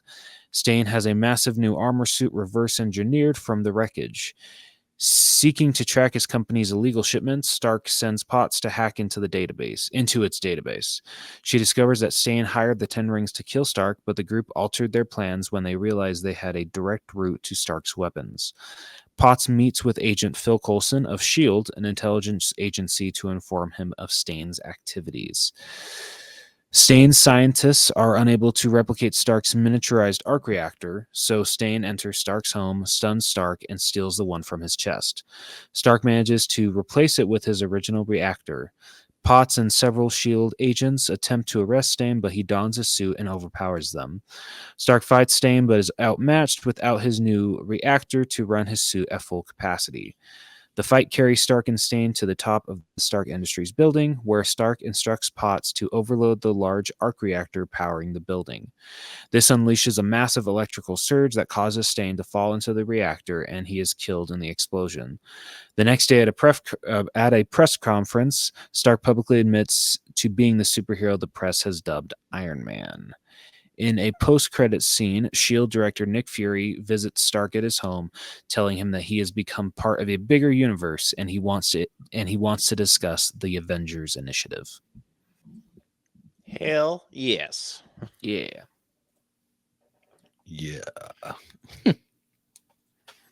Man. Dude, this movie, they did something slick when they started introducing like post-credit scenes, and everyone's like, yo, did you stay till the end? Like when I heard for the first time, like, yo, did you stay till the end of the credits? No. Yeah. I mean, literally, Ferris Bueller's Day Off was the last time I ever heard of anything happening at the end of the credits. It's like, wait, the what? Yeah, like that was the craziest shit. I was just like, Yeah. no way. But I couldn't afford to go back and see the movie again, so I had to wait till it came out on DVD. Because I was what, 8, 9, 10. I was 12 years old when Iron Man came out. Jesus Christ. Oh my God. I was 1, 2, 3, 4, 5, 6, 7. I was 7 years out of high school. So Damn. different. Yeah, that movie was crazy. That ending was crazy. The whole thing was nuts, because watching it now, that with the context that we have of the entirety of the MCU, you're like, wow, this is a pretty good movie. But really, when you think about it, like when that movie came out, that movie really was made to be like, listen, if this is the only one we make, we just got to put just enough in there so that people will like it, but not do so much that if this is the only one we make, then it's okay. We said all the things. We had Rhodey look at the War Machine and go, next time. We had him go we had Nick Fury say Avengers. We did it. If we never make another one, we tried. we tried to do the thing, everybody. Yeah, I don't know. It was crazy to think of that movie as like a not an indie, but like a almost like a pilot for the MCU, to be like, you guys want some more of this? Maybe. Dude, for real. Like I remember how I felt going into going into this movie and knowing like the Incredible Hulk was coming next, like, because I was like, all right, sick, not realizing that these two movies were going to be connected in any way, shape, or form. And then once they were, and I'm like, oh shit, what's next? And it was what was it? Was it Captain America next, and then I think so. Thor? Or No, it was Thor first and then Captain Thor? America. Okay, yeah. And then when they announced that they were doing the Avengers, I was like, it does not get any bigger than this. And like after the Avengers came out, like we were so freaking hyped. It didn't seem then it was possible. just- I Avengers know. didn't seem possible, by the way. It didn't. No. It did felt not. like a fever dream. And then when it came out, it's just like, oh my God, that was fantastic. What now? And then like I think that's like what Phase 1, I think, was the only time that Marvel did just absolute perfection to like build up to what they released. Like it was good because each movie felt different from the last. Like Thor does not have the same vibe as like the first Avenger. The first Avenger felt so different from Incredible Hulk, and Incredible Hulk felt very different from Iron Man. Well, and what's crazy is like it doesn't seem, now I feel like, knowing what we all know, I would be hard pressed to believe that was by design and not by total lucky accident, that because like these movies are like famous for having half a piece of script, and they're like, we just kind of jazz it up on the day and figure it out, and we write as we go. And it's like, this shouldn't have worked as long as it did. And I was telling Caleb offline, I think we're finally seeing the MCU kind of like get crushed under its own weight of like all of their bullshit has finally, they're like, we did not reinforce these with steel beams like everyone kind of said we should, and it worked out fine. And it's starting to not work out fine. It's starting to crumble a little bit, and we're just trying to mitigate what is happening. And yeah, I don't know. I almost wish this movie, I wish they had never told us how these movies got made and then just decided like, all right, listen, we got super lucky. We got to actually write. We got to actually write these things. We cannot just do jazz on every movie and hope for the best. But it just kept working. It kept working over and over and over and over and over and over, literally into Infinity War. So it's like, you can't argue with it until, you know, we get to the multiverse, and then you can really start arguing. Yeah, I mean, they had to True. like not to freaking like act like everything they did was perfection, because a lot of stuff was far from it. But we were able to forgive it enough just because of what it was that they were creating. Yes. Yeah. And then it's just like, all right, well, this movie sucked, but I mean, bleeding into like the Age of Ultron, like, yeah, this is gonna be sick. So that's what I'll say. Like, none of the movies, even the ones that I rag on the most, your Marvels, your Thors, like none of them actually suck. Like, they're not like bad movies. They just suck. I don't know how to describe this properly. Like, they're not necessarily bad. They're just kind of like, the movies that are in quote bad are the ones that are like exposing what is happening you know, in the MCU as far as what's going on with their writing and like how they are, you know, trying to, like, the one thing I'll never forgive the MCU for letting happen is the Multiverse of Madness. Like, you know, letting Sam Raimi just be like, I don't really give a fuck about any WandaVision. I just am gonna kind of do whatever I want to do, and it's gonna be scary. I'm the scary guy. And it's like, okay, man, but like, no. Like, this is crazy. Like, how can this be? So I don't know.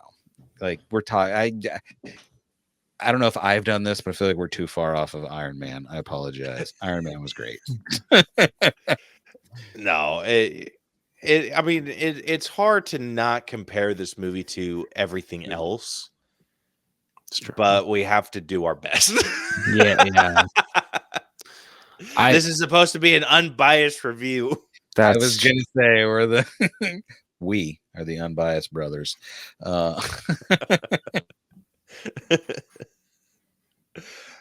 Which mean the unbroest brothers. Dude, this is totally unrelated to anything that we were talking about, but please, DJ was while we were talking earlier this week, he had made a joke about what would happen if I died fighting a bear. And he said that he would, or that you and him would continue the show, but that you'd have to rename it to the Dom Bros. And I'm like, yeah, that's a completely different podcast, dude.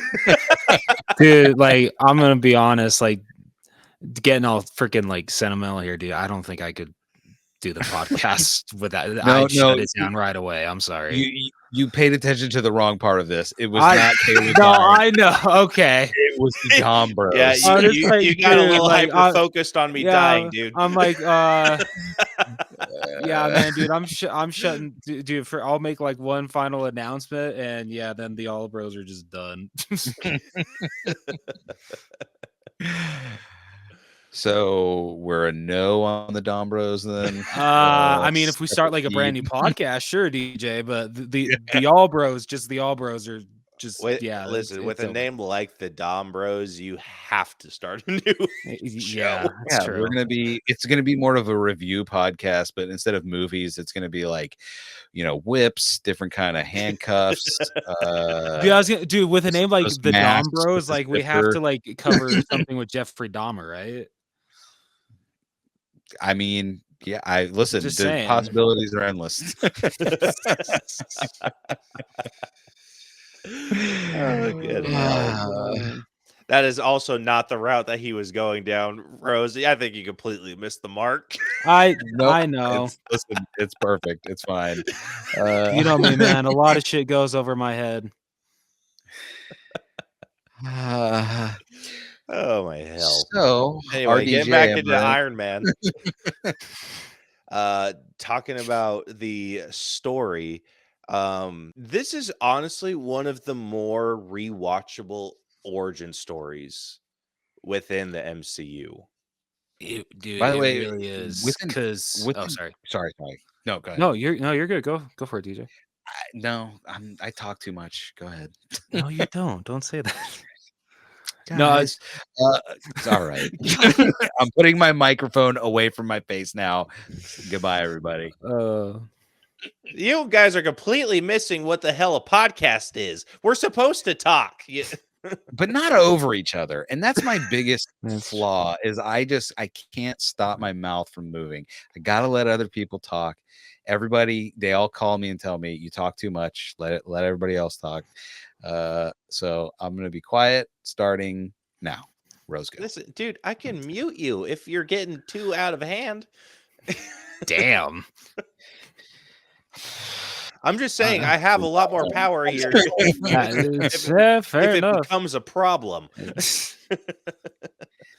Anywho, yeah, no, watching this, like, because it'd been years since I'd seen this movie, and just watching it for the first time, it felt like I was watching it for the first time again. And I love that so much because damn, was it so cool seeing it go from Mark 1 to Mark 2 to Mark 3. Like, God, I freaking forgot how much I love in this movie how Tony's suits improve. Freaking Mark 2 might be my favorite for just the fact that I love the scene so much of when he like first like flies around the city. That scene alone is so freaking cool. And I just freaking love Mark 2's freaking chrome look. It looks so badass. But yeah, freaking just seeing where Tony Stark starts and how he ends in this movie, and just how the story is built around that, and how how we get Pepper thrown in there, Rhodey, Obadiah. For the fact that I didn't know jack shit about Iron Man when this movie first came out. I don't think anyone did. Yeah, no, dude, for real.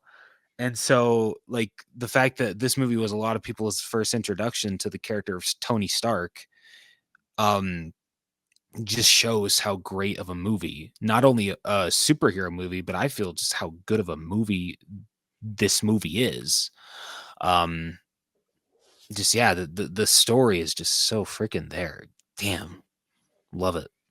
Yeah, that's one thing that Marvel, I feel like they would always kind of like weave in and out of, where they would have a movie that was like, this is like that you would say like, this is just a good movie.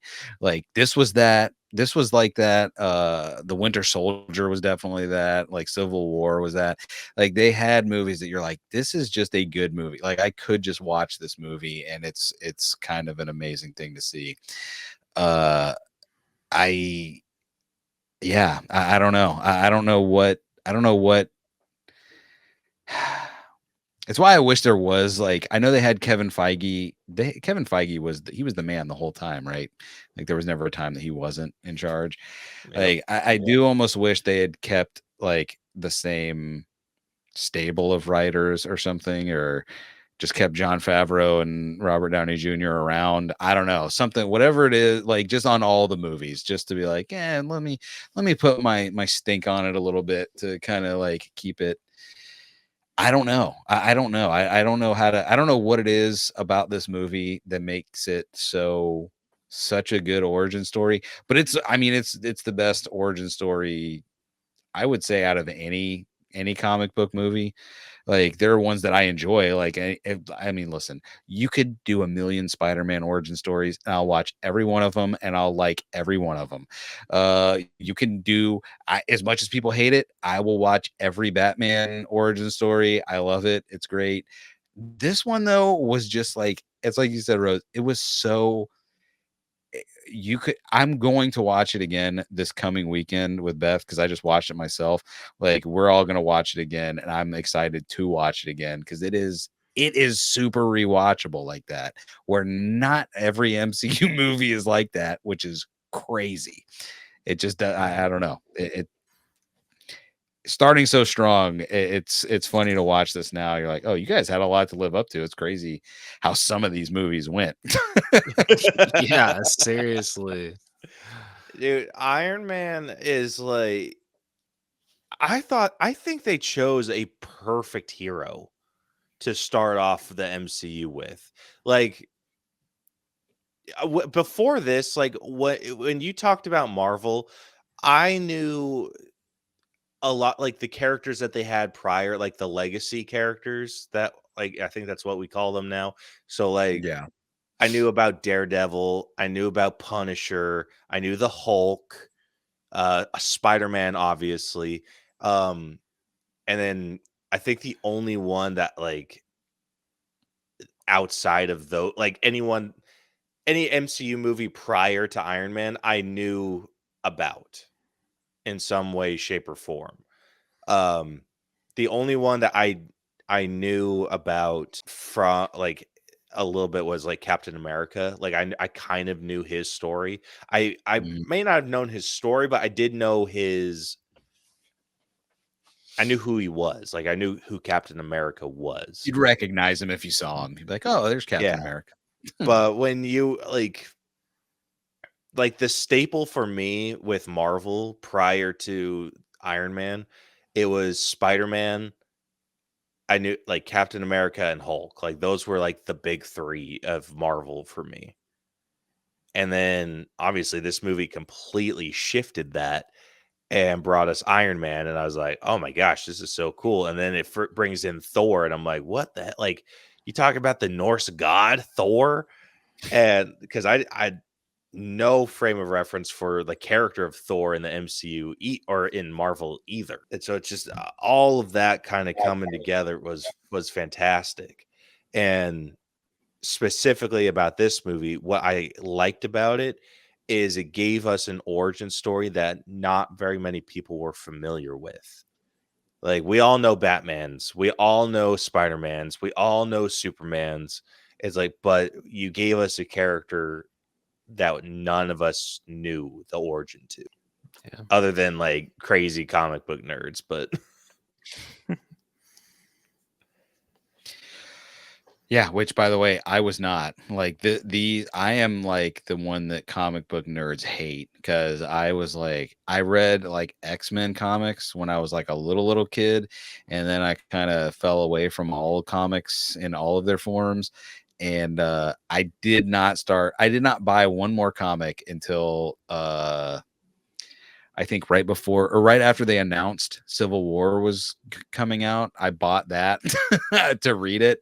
And I was like, by the way, again, another thing about Marvel, like when they write something like Civil War, like if you've read that run of comics, there couldn't be something more different than what is in the comics.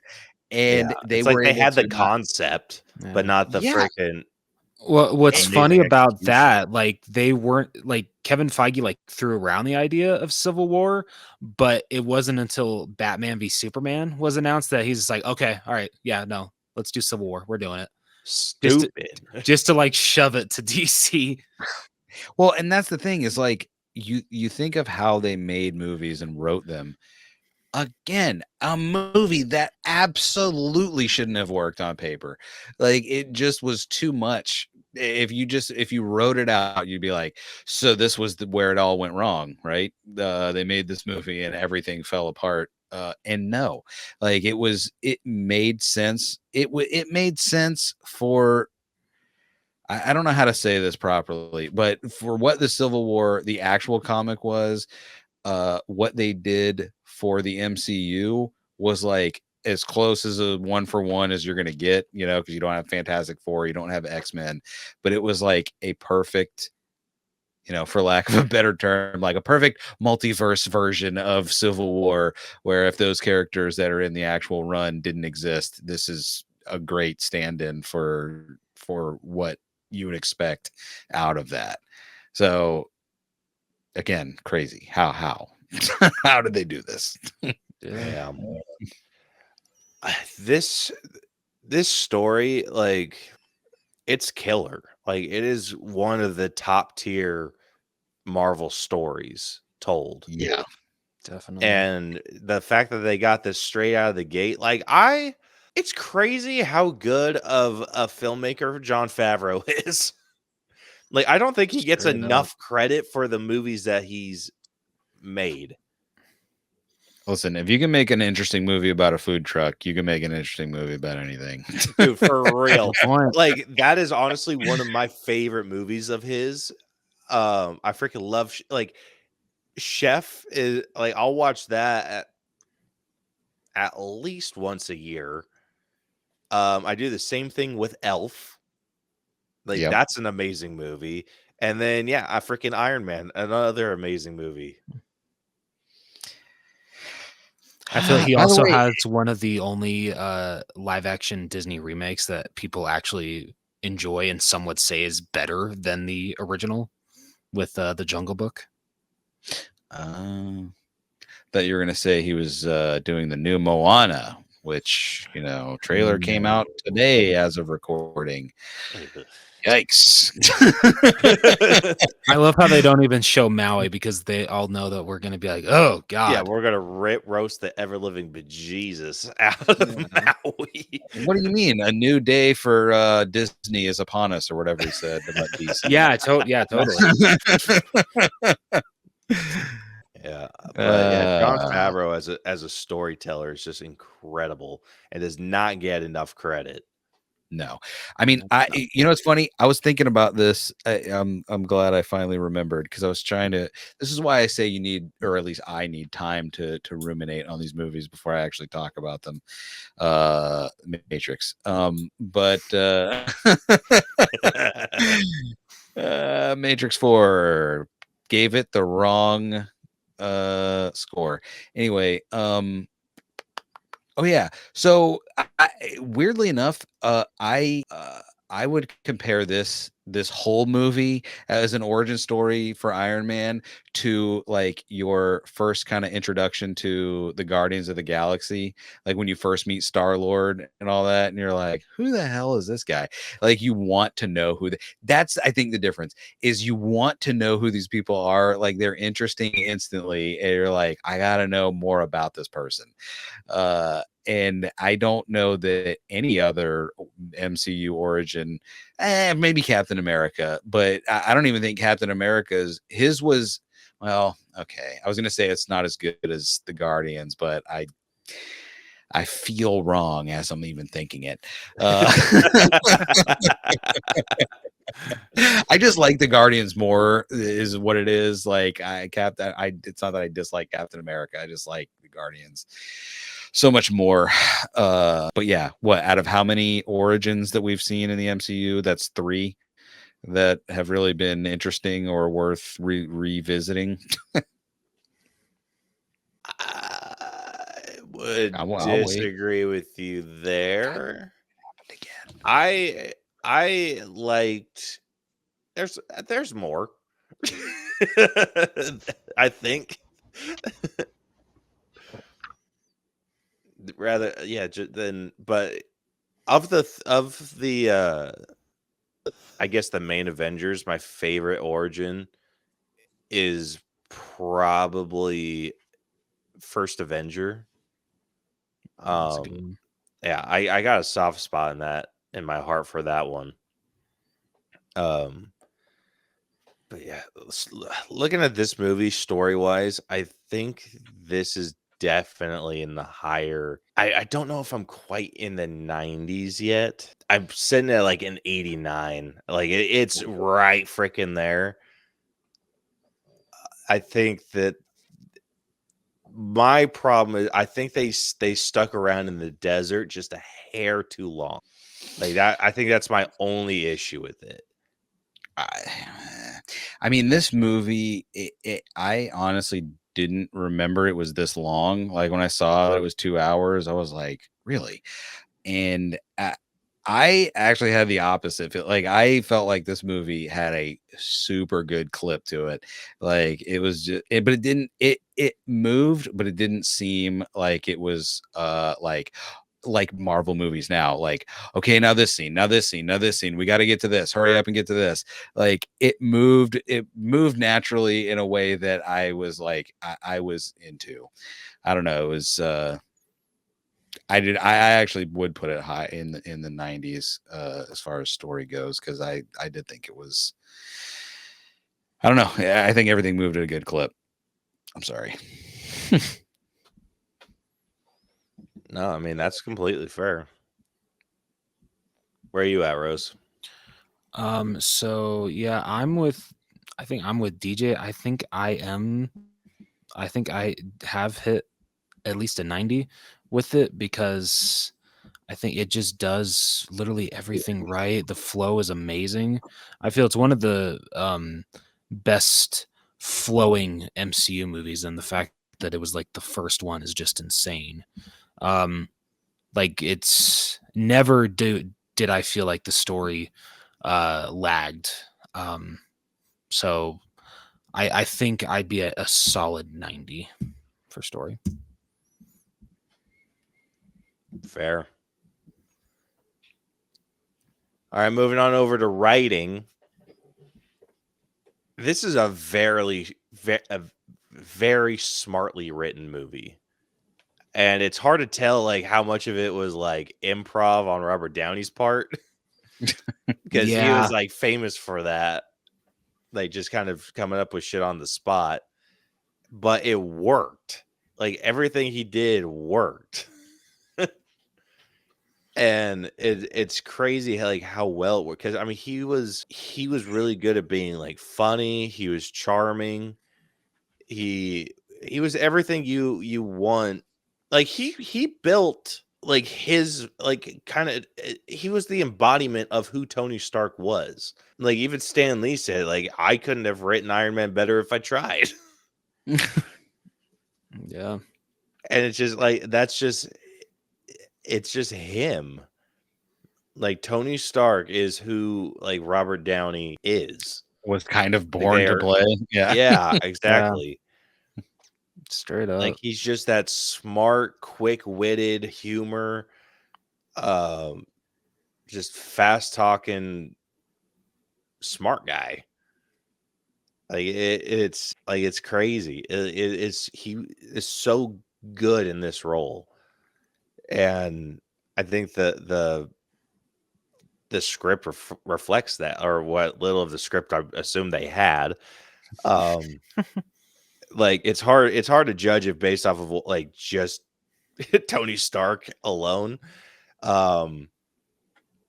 But Obadiah Stane, terrifying, dude. Once he kind of went bad, like turned bad, like he was scary. Yeah. Like when he's yelling at that one guy, like the Tony Stark was able to build this in a cave, like it, like you could feel the silence in that room. Yeah. And yeah, I mean, just the crazy shit, like, and his little like stun gun shit, like that scared the ever living shit out of me, dude. Dude, I was gonna say like the writing in this movie. I'm just gonna take it at face value and say that, you know, whatever. Even though we know kind of different, this writing was, everything was planned, because there were so many Chekhov guns You know what I mean? Like that the little stunner thing. Like whenever Obadiah goes to be like, "Hey, we're gonna take this money from you from the guys out in the desert." I can't remember the bad guy's name. He stuns them, and you're like, "Oh God, that's crazy that he has that." And then later when he shows up and is like, "Yeah, Tony, sorry, you're gonna have to take a nap for a little while I steal your heart out of your chest." There was what else? God, I had so many when I was thinking of this earlier. I'm like, there's this and this and this. But you saying that reminded me. Technically, it wasn't a Chekhov's War Machine, but again, I just loved one of my favorite scenes is Rhodey looking over and just being like, next time. And it's like at the time I had no idea who Rhodey was. I had no idea what he meant. I just thought it was a guy that was like wanted to get in an Iron Man suit and fly around. And I was like, yeah, dude, totally. But then finding out that he was supposed, he is War Machine and he will be getting into a suit and doing the thing, you're like, oh, that's awesome foreshadowing that like that's gonna happen eventually if these movies keep going. Just too bad it wasn't the next time for that specific actor. Well, and okay, so even when he tells Pepper, he's like, take this, throw it away, and she makes the proof that Tony Stark has a heart. Like you're like, oh, that's a cool thing to do, and then oops, it definitely comes into play at the last minute because if she hadn't have done that, then he wouldn't have been able to do. So like it's why it's like. It is kind of hard to believe that this movie was kind of like written by the seat of its own pants because you're like they seem to have like some semblance of what was going on. Like it wasn't just again like Marvel movies are now where they're just like, oh shit, this movie, it needs to have something happen right now. Okay, what if okay, listen, the movie's almost over, guys. We got to just cram everything into the end. All right, listen, the guy's coming. It's going to be bad. I don't know. Wait for the end credits. Wait. It's probably going to be fine. I think, like, if anything, like how they had this structured was maybe they had a general idea of where everything was going to go. Maybe it was just more in like the details, like, all right, this is where we need to get to. We're not exactly sure what's going to be said here, but this is where we need to get to for each scene.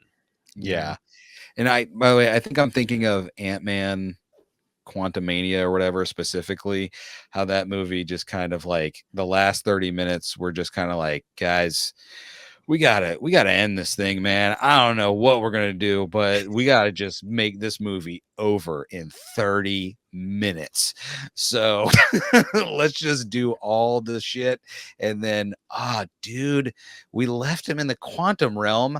What now? How do we we'll just take him out and just leave Kang there. It's fine. Don't worry about it. Yeah. I mean, this writing, dude, like for Iron Man was solid. Yes.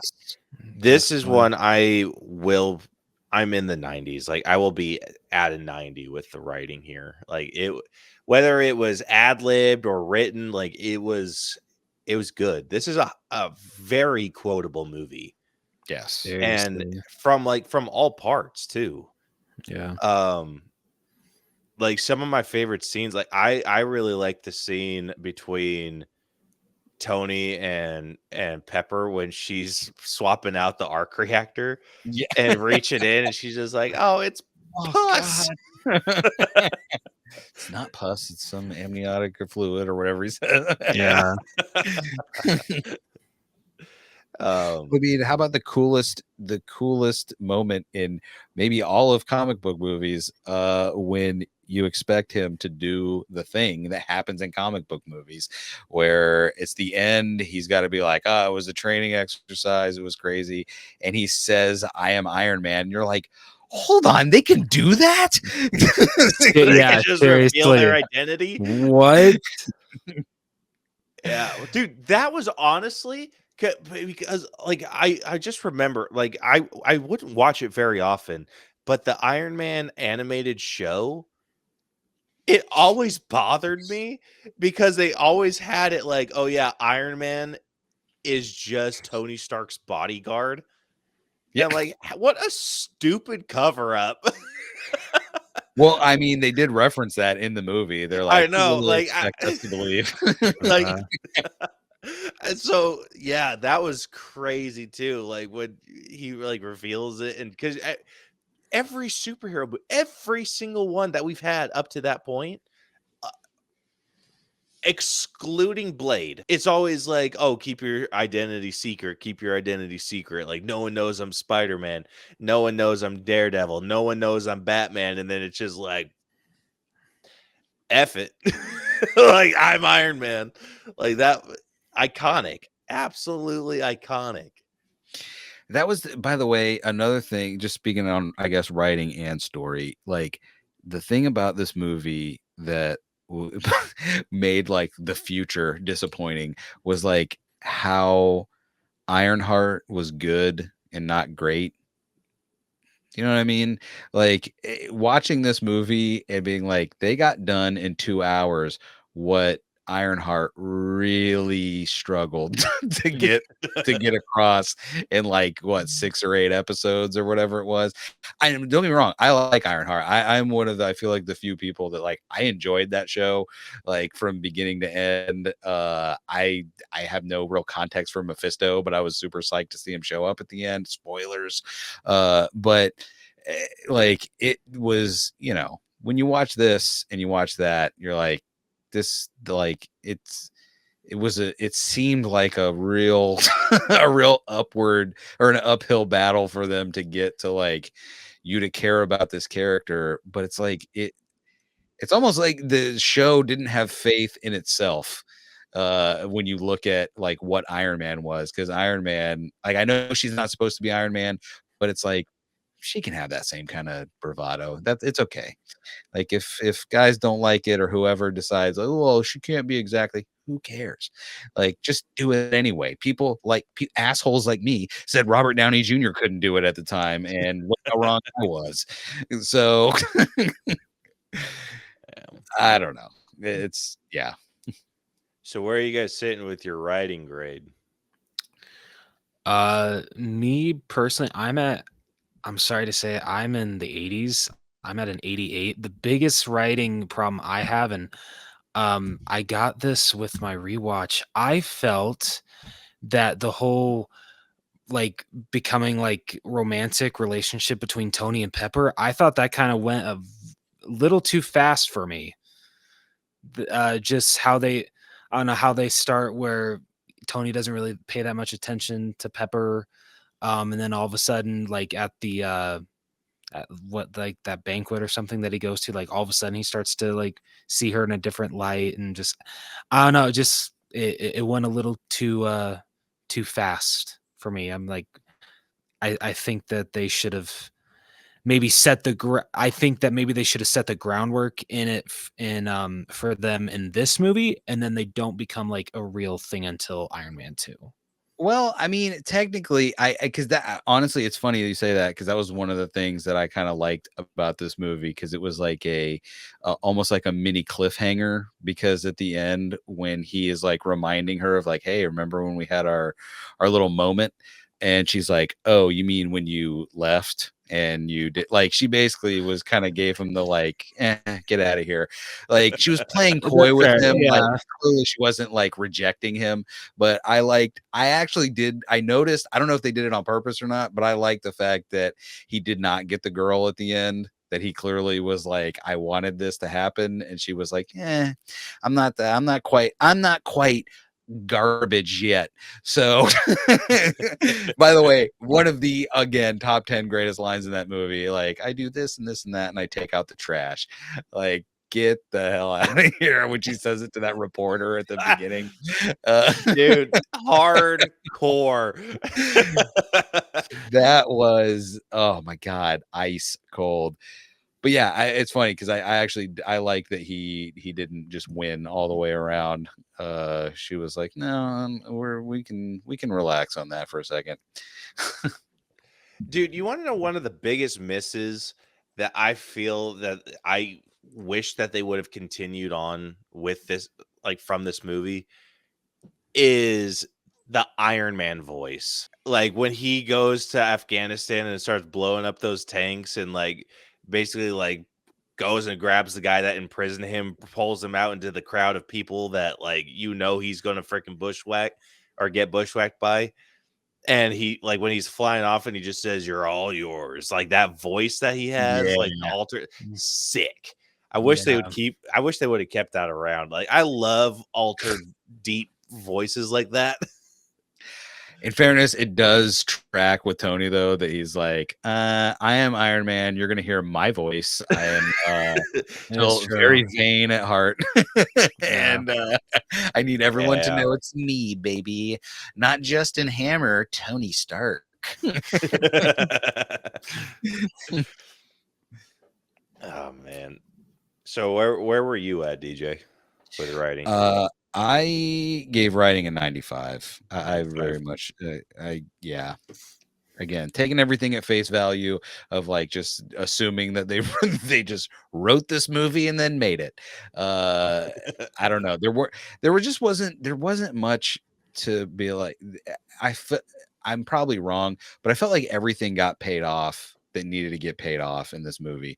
Like there was nothing really left hanging other than what was supposed to be, vis-a-vis the Avengers initiative, and what was going to happen next in the wild adventures of Tony Stark and his Iron Man. But that's clearly supposed to get paid off in the next movie. So yeah, 95, great, loved it. All right, moving on over to acting. We got Robert Downey Jr., who played the man himself, Tony Stark, or AKA Iron Man. Then we got Gwyneth Paltrow, who plays Pepper Potts. We got Terrence Howard, who plays James Rhodes. I'll bring it up later. Jeff Bridges plays Obadiah Stane. Clark Gregg plays Agent Phil Coulson, the man, the myth, the legend. Then we got Leslie Bibb, who plays Christine Everhart.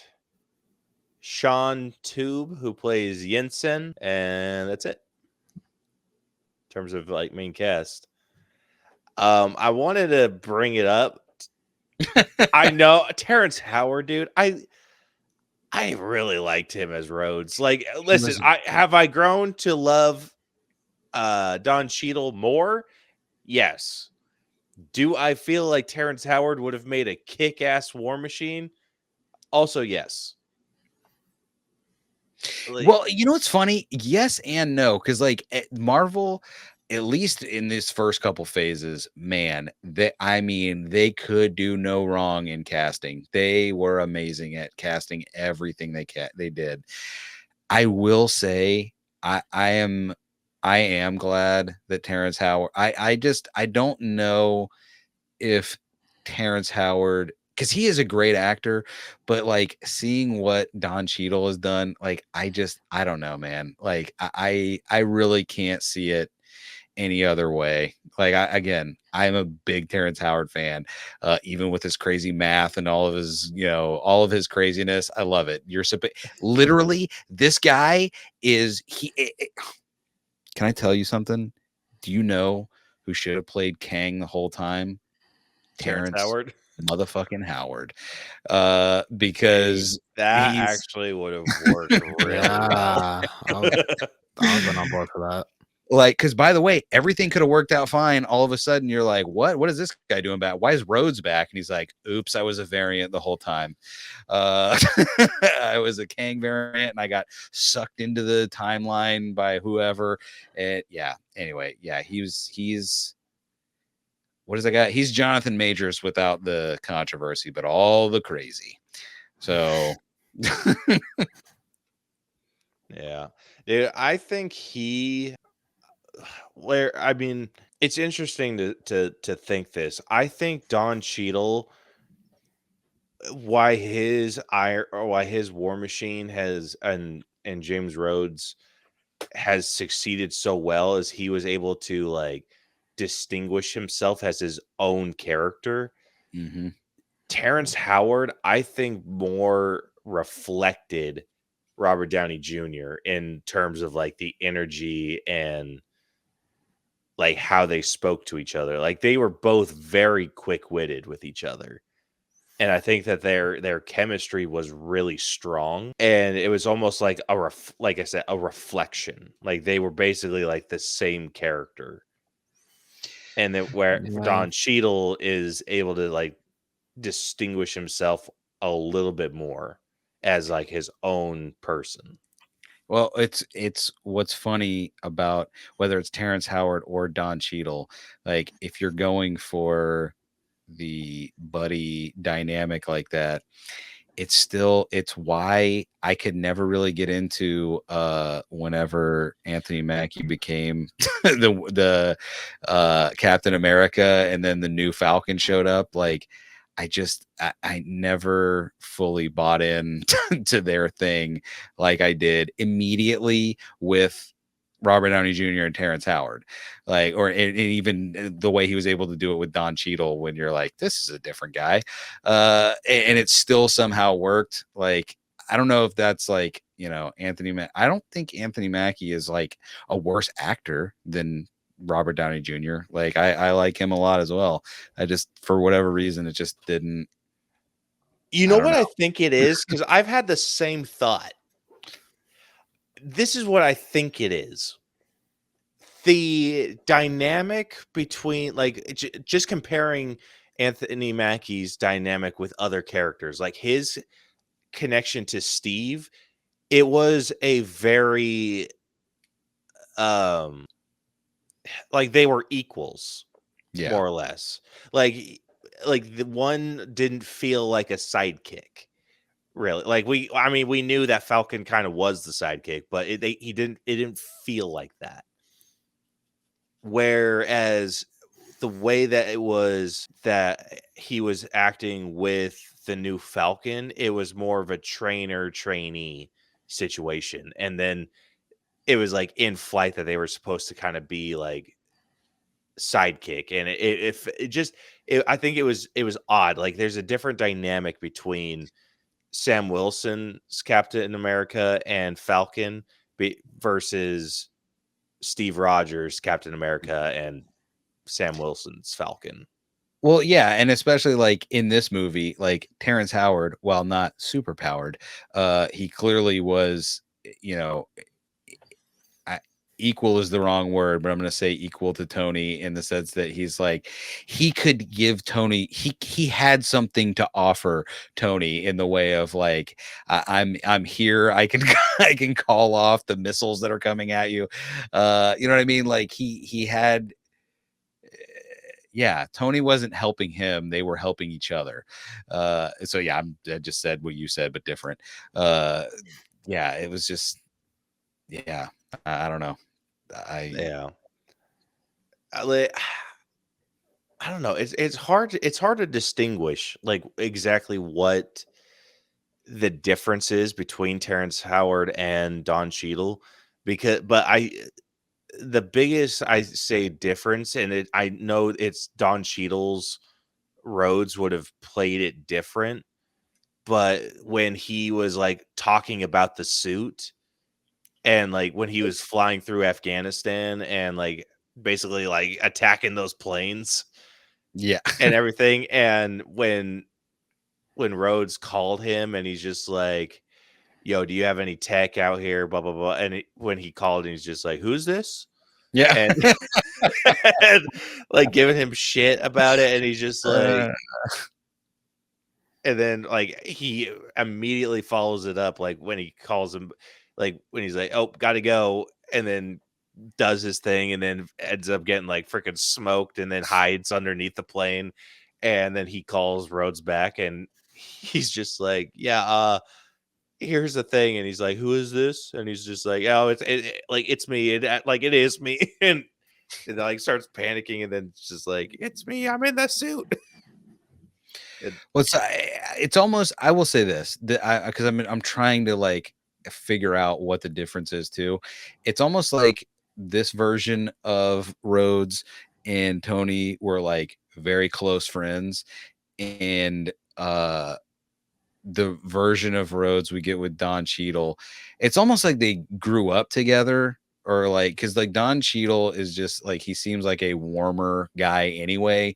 Like he just seems like someone that you like, if you met Don Cheadle like in real life, he would be like, hey, how's it going? Like he would make you feel like you guys were friends already, even though you're very much not.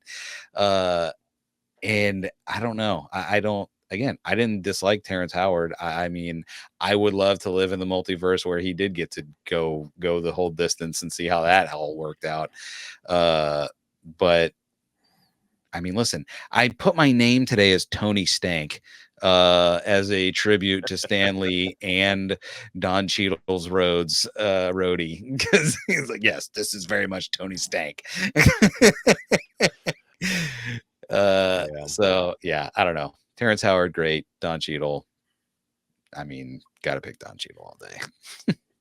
Yeah. Obviously, I think we can all agree Robert Downey's number one. 100%.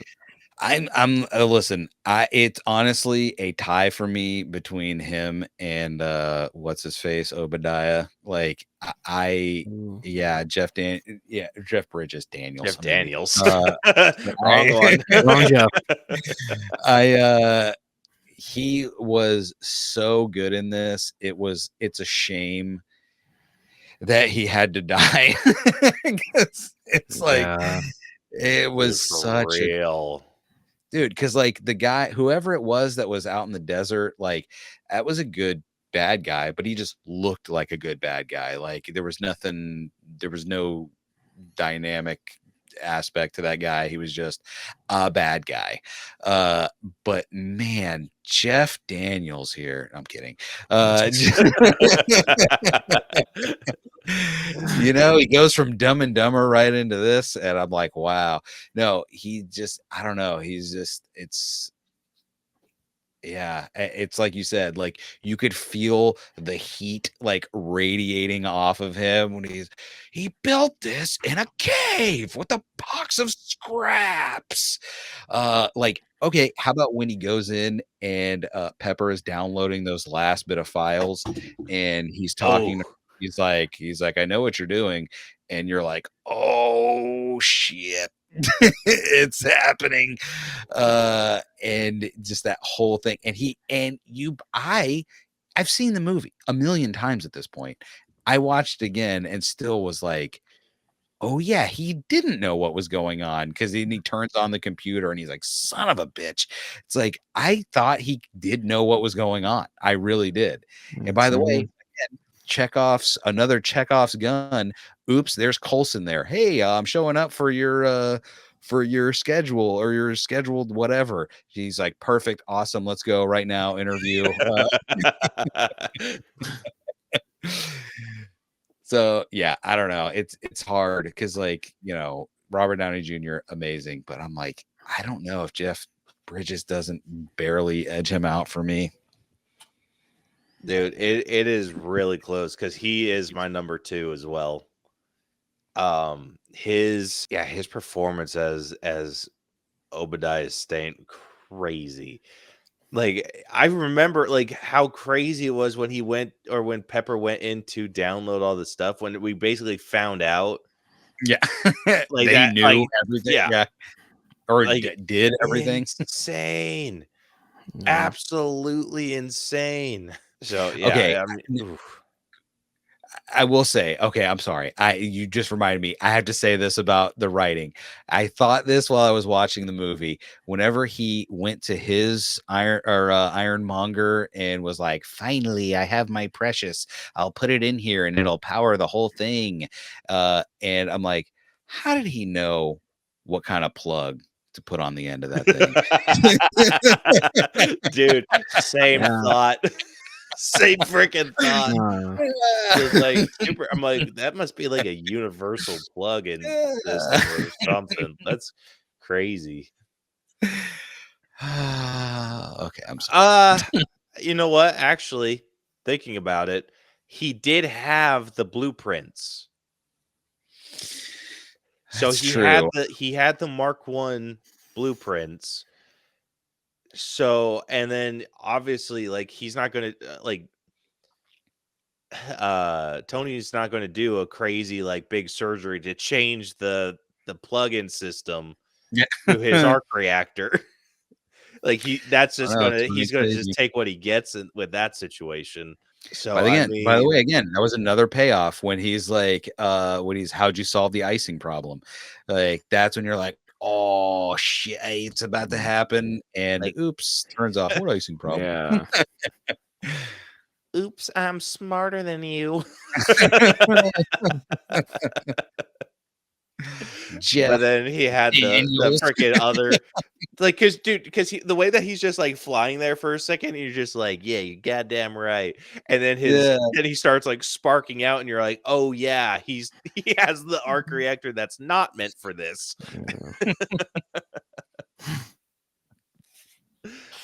Freaking crazy.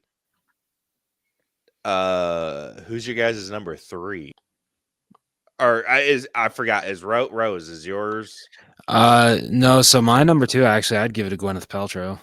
Really? Yeah, I loved her performance. This is still my favorite movie with her in it, in the whole MCU. I'm Just- with you. Yeah, I love her introduction. I love her interaction with Tony, literally everybody. Especially, they're only in a couple scenes together, but her and Coulson's scenes together are great. Love them. So yeah, she'd be my number 2. Number 3 would be Jeff Bridges. Okay. So who would your number 3 be, DJ? I think I'm gonna go just the opposite. So in order, I'm going Jeff Bridges number 1, RDJ number 2. And even though it's funny, I am going to say Gwyneth Paltrow number 3 with an honorable mention of what is it, Jensen? Is that his name? Yep. That dude, that guy will never get enough credit because he was like what's the word I'm looking for? He was like I don't know.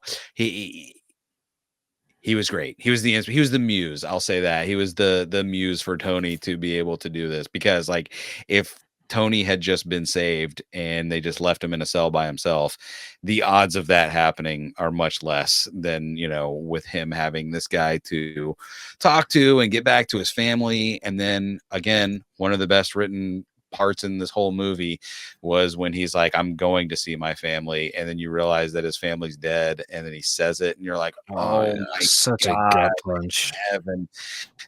It's like, this is what I want. I'm like, oh my God. Dude, so that yeah, I makes me want to cry. It's amazingly awful. And by the way, Gwyneth Paltrow, she's the worst human being. I can't stand her as a person, but like, she's great in this movie. Dude, I'm actually giving him Jensen my my number 3 spot. I like his performance, as small as it was so impactful. Like it's crazy how good he was in this, and it breaks your heart. Like even after knowing his fate, like that scene still freaking kicks you like a mule, because like I think it hits me more knowing what happens when he does talk about, oh, I will see my family again, blah blah blah. And I'm like, God, when they're like just BSing, when he's like, hey, what are you gonna do when you get out of here? No, that's the thing that freaking kills me, dude. And yeah, that moment between him and Tony was just so thoughtful. And like what I liked about it is you immediately knew who he was as a person when he's like when they have like the hot iron like in front of him, or the coal or whatever it was. And they're like, yo, what are you making? What are you making? And he's like, he's doubling and tripling down, being like, we're building the Jericho missile. Like, oh man, like this movie does so good at building like tension with stuff like that, like with Yinsen getting threatened with the hot coal or whatever, then Pepper calling Tony, or it was like Pepper or Rhodes calling Tony to warn him about Obadiah, but he's like right behind him. Yeah. Like, oh Yeah, oh my shit. By the way, between what I said and what you said, you convinced me to switch. Gwyneth Paltrow is now my old honorable mention. And this dude is number 3 because damn it, son. Yeah.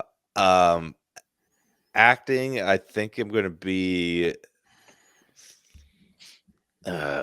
geez. 89 feels low. I think I'm gonna be at a 90. I think this is cracked 90s for me. Like, I think their performances here were fantastic. Like, just all around. Where are you guys at? I'm just slightly above you. I'm at a 91. But yeah, no, all the performances here are really, really good. Like, I do feel everybody brought their A game, like, honestly. So 91 for me. I actually also just put in 91. So there you go. Nice.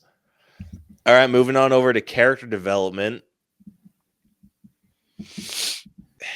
This is an interesting one, and I've sat here and I sat after the movie and I'm like, this is going to be the hardest category for me to score, because it does show like Tony Stark getting to his lowest point, but it's tough because it's like his spirit never really breaks, and then he's always kind of consistently like who he is. So I don't think that there's a whole lot of growth with this one in terms of like his character. Like, unless you guys disagree. I would say yes, only because, like, I mean, if you're just going to go by like how cocky he is all the time, then he never has any character development at all. He is pretty much, except for a few moments, maybe like after he was on a spaceship for a couple of months and almost died. Like, he's just kind of, except for a few fleeting moments where he was like deadly serious about like what they needed to do, he was basically, I guess you could quote unquote say, the same guy the whole time. I would say he went from being the cocky guy. Again, this is like, I think I'm just, trying to split hairs here, but like, he went from the cocky guy who was convinced he could do no wrong, and that, I won't even say cocky, the smartest guy on earth, that he knew what direction that he was supposed to go in, and no one was going to get him off of that path. And really, if he had never gone there and demonstrated that Jericho missile, he never would have done anything different ever. But between getting exploded by his own bomb and then making that decision and seeing those pictures that reporter brought to him of, even after he said that, there are still these terrorists getting the Stark tech to fight with, like, his mission changed, I'll say. Like, it obviously it started to that took more of a form like the longer you go with the story, because you get to Avengers and all of that craziness happens, and he kind of becomes more solid. He I don't know how to say what I'm trying to say, but I do think he changes, but it's like it's if you were someone in the movie, you might not notice that it ever happened, but someone actually watching the movie, you're like, okay, he is different. He's got the same, because I think you also, like, when you're thinking of character development, or when I'm thinking of character development, you almost think of like an attitude or like not necessarily a personality change, but like something that's like a little more obvious, where they're like, I was this guy, but now I'm this guy. I'm a little more contemplative and I really think about stuff now. And he is like very confident in who he is, but I think what his character development was more of like his perspective shifted. Like he had more of a perspective development than I guess character development. I don't know if that's really the right way of saying it either, but yeah, it's the best I can do.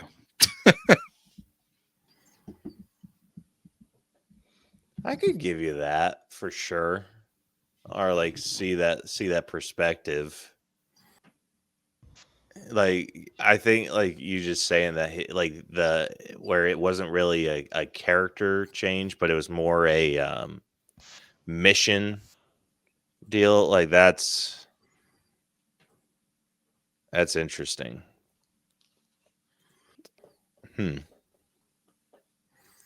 This is like, I mean, I'm not ridiculously low on character development. I'm probably in like maybe like an 83 range.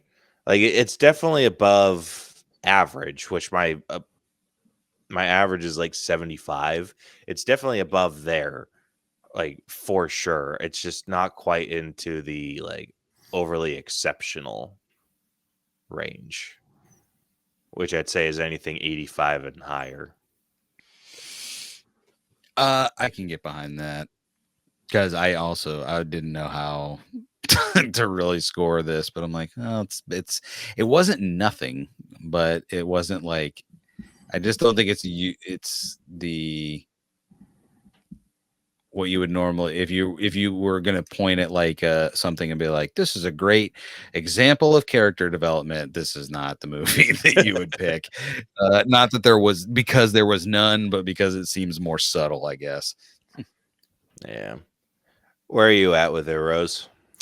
I think, I don't know. I think I might be a little higher than you, Caleb. I think I'll be at 84. I do feel that it does do a good job at setting up who Tony Stark is and the character of Iron Man. From what I've heard, from what I heard from you guys, I definitely see where you're coming from. But I do feel for what it sets up with, how it wants to tell his story and his character arc, I feel for the most part it does pull it off decently well. I'm with you. All right, moving on over to effects. These hold up surprisingly well, better than other MCU projects. Yeah, like, I mean, again, not to beat up too much on Ant-Man Quantumania, but damn it, son. MODOK was a nightmare. Like, I could forgive Multiverse of Madness, that crazy eyeball on the forehead thing at the end. You know, people were very upset about that. That was just like a second. But MODOK was a lot of that movie where you're just looking at some wild nonsense. Or this movie, you're like, I don't know. Do you either of you know, like, was this like practical mixed with CG or something? Because a lot of this looked so good. And I know a lot of it, by the way, the sound effects did a lot of work because like it just sounded like that suit had weight. You know what I mean? Like whenever it was closing up or whenever it was like getting, screwed onto him or whatever, like it sounded good. You know what I mean? So I think that also did a lot of work for making, the suit look amazing. But I don't know how much of it was practical and how much of it was CG. So there was a decent chunk of it that was practical. A lot of the suit, it was like a lot, like it was pretty much like the upper half of him was was all practical, and then they very seldom showed the lower half because they'd have to do that practically too. This was still in a phase of CGI, like really early CGI where they couldn't do it. Like they had to do it the same kind of style that like they did with like Jurassic Park, where it was very like there was a lot of math included because you had like you couldn't like visually see a lot of what they were doing until later in production. Like there's a great video, like one of the visual effects artists react. I'll have to send it to you of them discussing Iron Man. The only thing in this whole movie that I was like, get the hell out of here, was when we saw Tony Stark die. Whenever he put those boots on and was like, we're going to start at 10%. And then he shot into that concrete wall. Tony Stark died that day. Yeah. Because he's a human, and no human can hit a concrete wall as hard as that guy did and be alive. That was literally the only thing that I'm like, no, absolutely not. Like you should have had him fly out a window, but not hit a wall. Oh my gosh, dude, for real. This is one that I'm definitely in the higher 80s with. I'm probably sitting probably at an 88. I don't think I quite cracked into the 90s, and I think that's because of, funny enough, Obadiah Stane and his Ironmonger. Like when it showed his face, like it looked odd, like very obviously, like where his suit would move a certain way, but his body would move a different way. Was kind of unnatural, and it pulled me out of it just for a moment. Like it's not the biggest gripe in the world, but well, at least we know that they didn't update any of this technology when they made it to was it Age of Ultron? No, what was the one where Hulk guy he ended up in an the Iron Hulk suit? Gosh, dude, for real. I mean, that's Infinity War. It was about the same. It was about, if anything, Obadiah Stane's might have been a little better. It was better. Yeah. Truly, it was better. No, seriously. Yeah. Where are you at with it, Rose? I think I'm gonna match you actually. I feel the only time that, like, yeah, I'll agree with the Obadiah one, but yeah, it's definitely better than what we gotten before. I think the only time in this movie that like the effects are just like, okay, I could tell that was CGI, is when Pepper walks in and like he's like taking off the suit, like all the mechanical arms are helping him take it off. That's really the only time that I could tell, like, okay, yeah, the way that Downey's like head is positioned, the way it's moving, I'm like, okay, I can definitely tell that is CGI. But like other than that, like every time that he's like suited up, flying, like all those other times, like the effects are super, super good. Yeah. I will say one of my favorite effects in this. Oh God, I was just thinking about it. Was it when he gets that the little cricket gun and is like he blows up that tank? It just sounds like a little firecracker going off. It's like, that was amazing.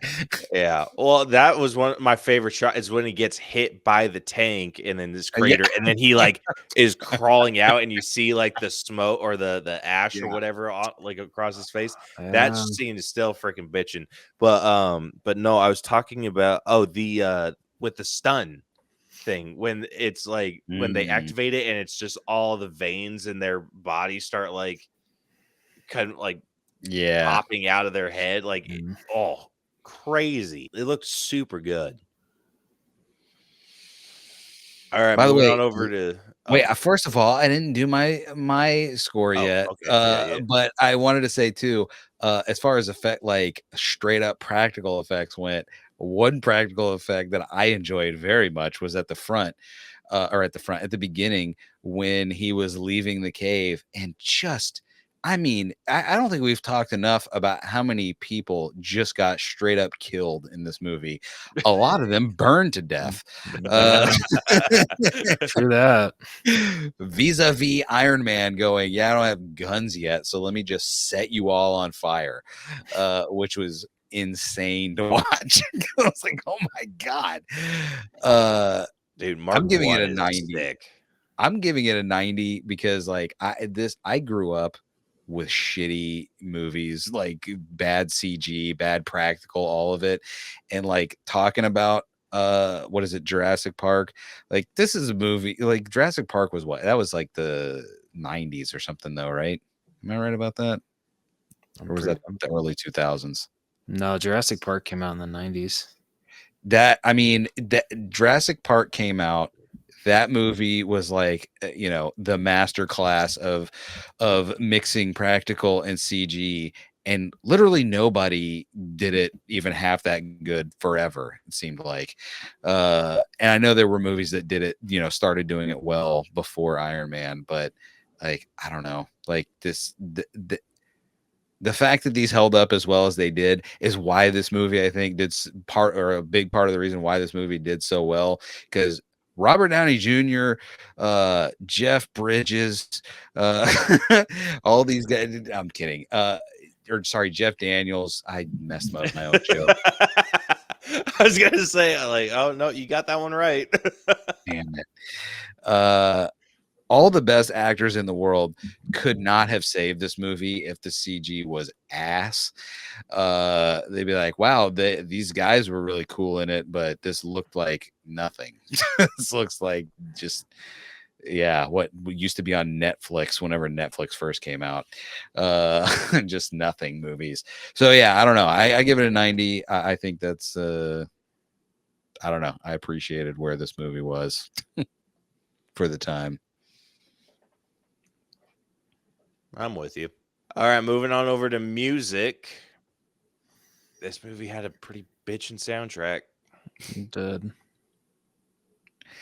I will say though, during like there was like some very like 90s moments where like whenever he was going up against the fighter jets, and they just put in like the royalty free music that's like, this is jet fighting music. It's like, what is this? Like, Yeah, well, I think throwing in anything but... would have been. I think throwing in any other music would have messed with the tone, because like a lot of that scene, it was focused on the conversation between Tony and Rhodes. So I think Hell's Bells in there, and it would have been okay. But yeah, here's a controversial thing. I don't know if it quite cracked a 10 for me. I don't think that's controversial. Yeah, I don't think it did either. I would say, I would call it like a strong 8, maybe a 9. I'm at a strong 8. I'm at a 9. Like I'm more like, if we'd had the points, I'd be like 9.4, but I'm rounding to nearest. I mean, if you're going by like old school soundtrack standards, which was like when I was like a kid, and you would just, a soundtrack was like, it wasn't I'm not talking about a score. I'm talking about a soundtrack where you're like, ooh, this movie has all the, like, before you guys, okay, I might make a reference that you may or may not know, but we all know now that's what I call music, right?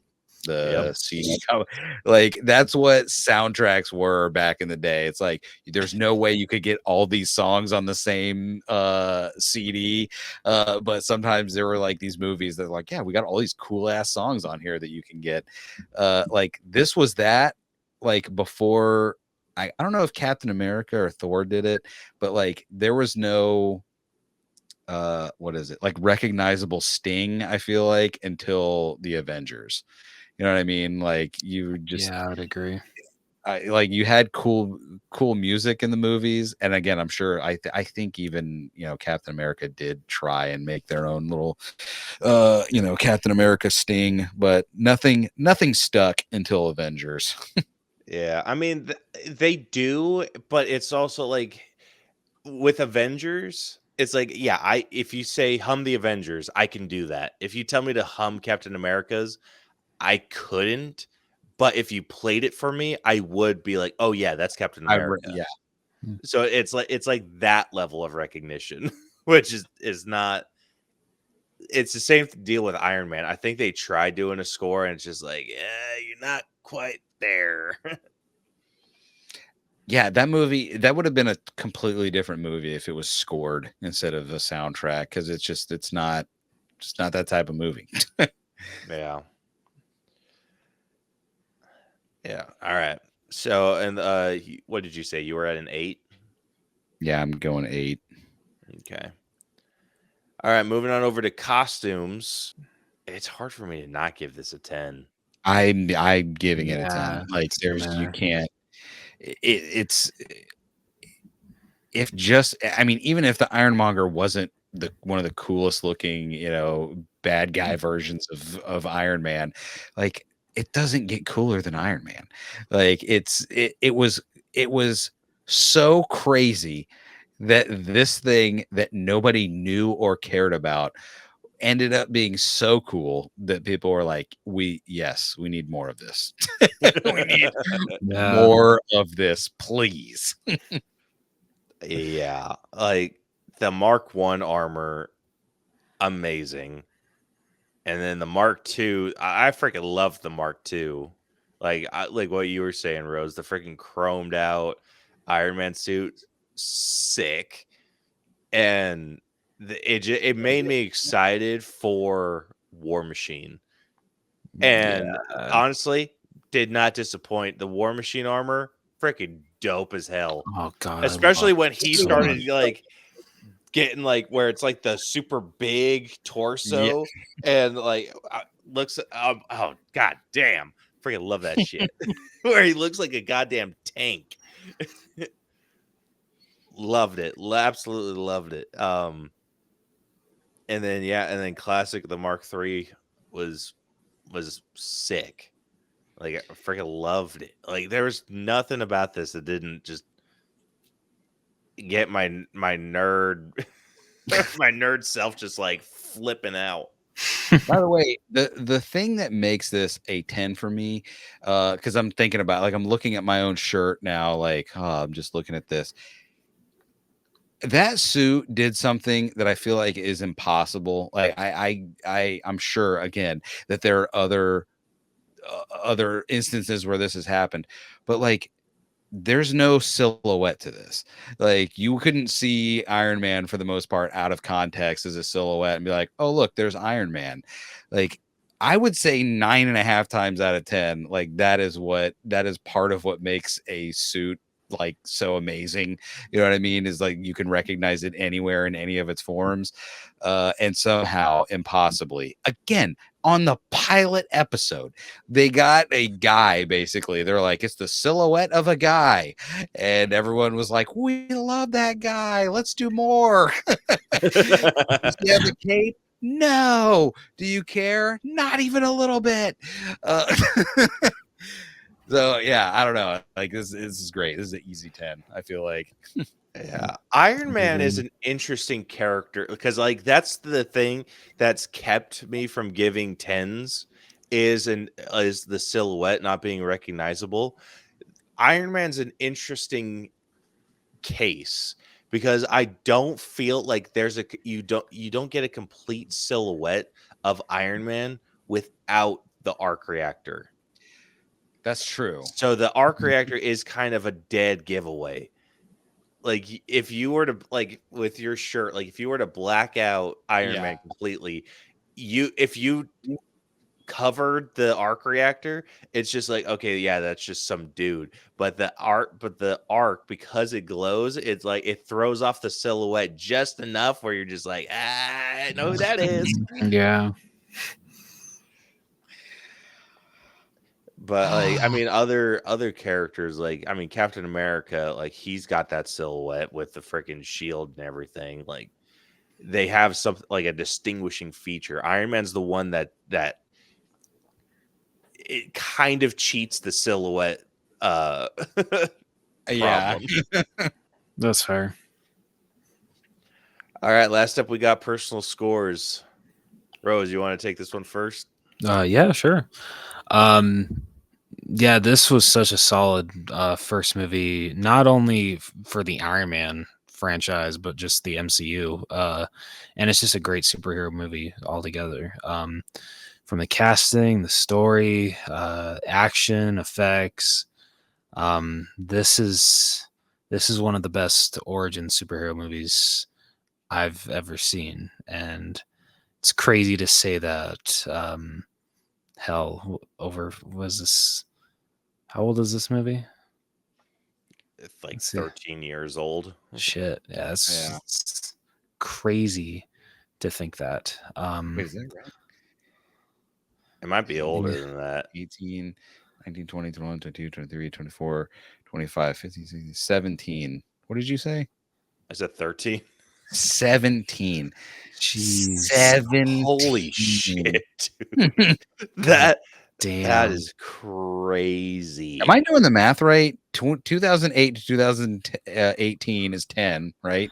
Yeah. 18, 19, So, 20. so in 2008, I was 12 years old. I'm now 29 years old. So Yeah, it's that's right. yeah, it's 29 minus 12, 17, yeah. Okay, I'm so bad at math that I'm really glad that worked out because I was just gonna let it fly. And then I was waiting to get the phone call of like, you idiot. Dude, I'm so bad at mental math too. I was just like, okay, the way I was doing that, I was like, okay, 9 minus 2 Yeah. is 7. And 2 minus 1 is 1. 1 and 7 make 17. We did it. That's nuts, dude. 17 years since Iron Man. Holy shit. Yeah.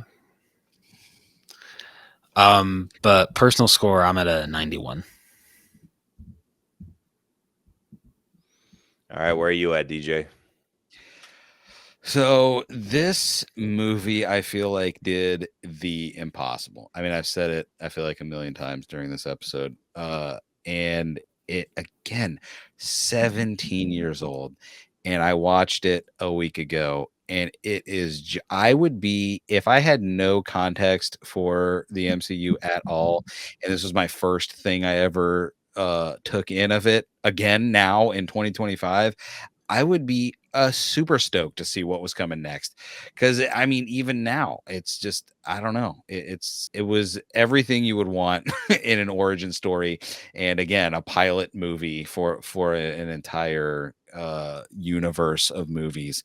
And I don't know. I mean, I don't know if I'll be alive when anything like this happens again for any other franchise. So I am giving it a 99. Hell yeah.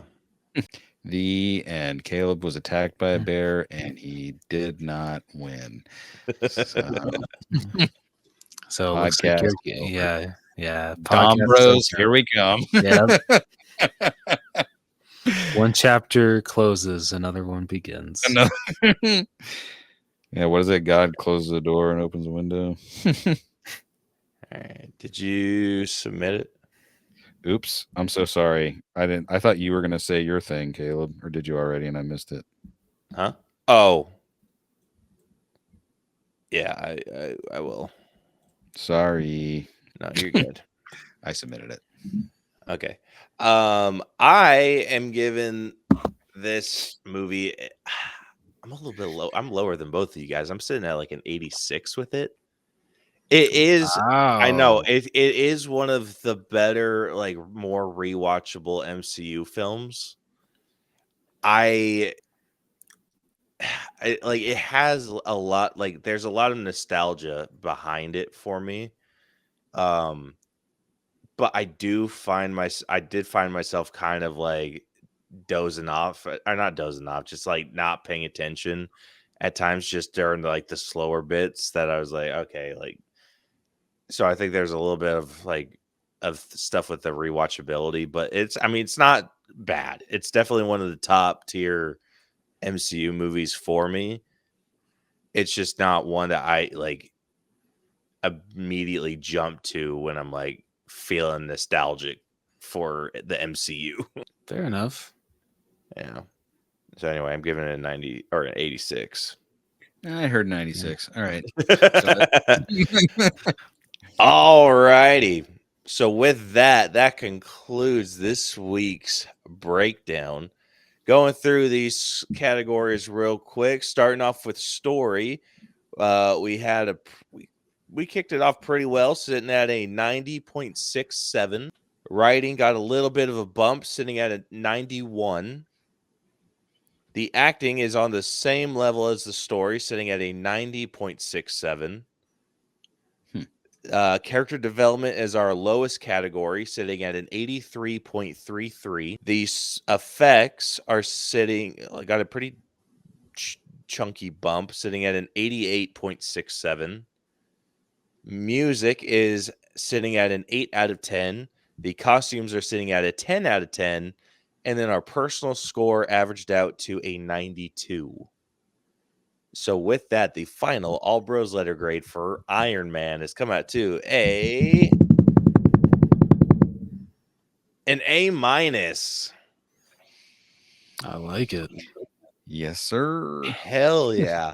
I wasn't sure it was going to crack the A- because of character development. I'm glad it did, though. I'm very glad that it did. All right. Let's see where this is sitting. Ooh. It barely cracked the A-. So our cutoff for an A- is 90%. It is, yeah, so it is sitting at a 90.16%. Damn. Yeah. So is there anything lower than that is still an A-? Yes, funny enough. That's hilarious. It is. So it's, yeah, the one movie below it is Fantastic Four: The First Steps. No, absolutely. All right. Well, it was fun having become an actual member, and I quit. That can't be right. There's no way. I mean, listen, what did I say? Fantastic Four was like a solid C. I'd even call it a B-. Because again, it wasn't terrible, but it just was like, get on with it. A- though. No. Man, I wholeheartedly disagree. I rewatched it, dude. I still freaking love that movie. Same here. Are we talking about Fantastic Four, the Fantastic Four movie that just came out? Yeah. I herald his Yeah. beginning, I Yeah, herald yeah. his end, or whatever. Yeah. No, that movie. Dude, and that this movie, is, I still hold that movie in pretty high regard, even though it has a lot of problems. oh, it's got problems. It was listen, that movie was like, it did a lot of things that Marvel likes to do, which is have scenes where things happen where they go, the thing. But it did something that Marvel movies usually don't do, which is in the last 30 minutes, instead of going, oh shit, I forgot, we got to end this movie. They're like, oh, are you ready for this movie to be over?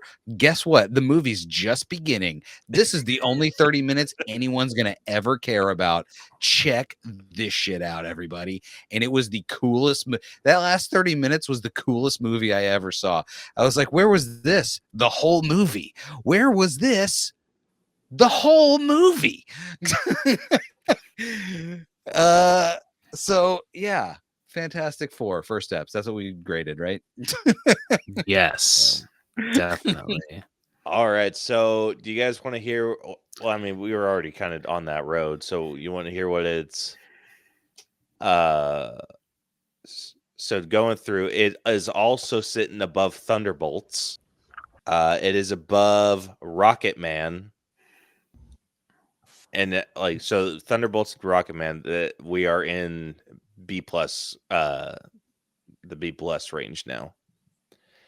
Then it is above Dawn of the Planet of the Apes, and above Ghostbusters Frozen Empire, and above Elf. Not bad. Yeah. Now going what it's below, it is sitting below The Matrix. Ha! Wait, the first, not the The first first- Matrix, right? The first Matrix. All right. As long as it's not, listen, okay, wait, everyone stop. I need to issue an apology for Matrix Resurrections or whatever Matrix 4 was. I was a little too high on my own supply. Okay. I was just really stoked for a fourth Matrix movie to come out. And I was very excited. And I literally watched the movie and finished it 5 minutes before we were starting this podcast. And I may have given it an incorrect score. Don't you guys give special dispensation? You get to like change one score. Can I change that eventually? Sure, if you want to. I think I need to watch it one more time, and I will. I'm sorry. The first Matrix, I'm with it. The first Matrix and Iron Man being right next to each other, I think that actually, I like that very much because I would hold those movies both in kind of the same regard. But sorry, go ahead. All right. It's also sitting below Guillermo del Toro's Pinocchio. I gotta watch that. You do. It's a It's really weird movie, but it's I like not weird. bad. It's good. It is below Soul. All right.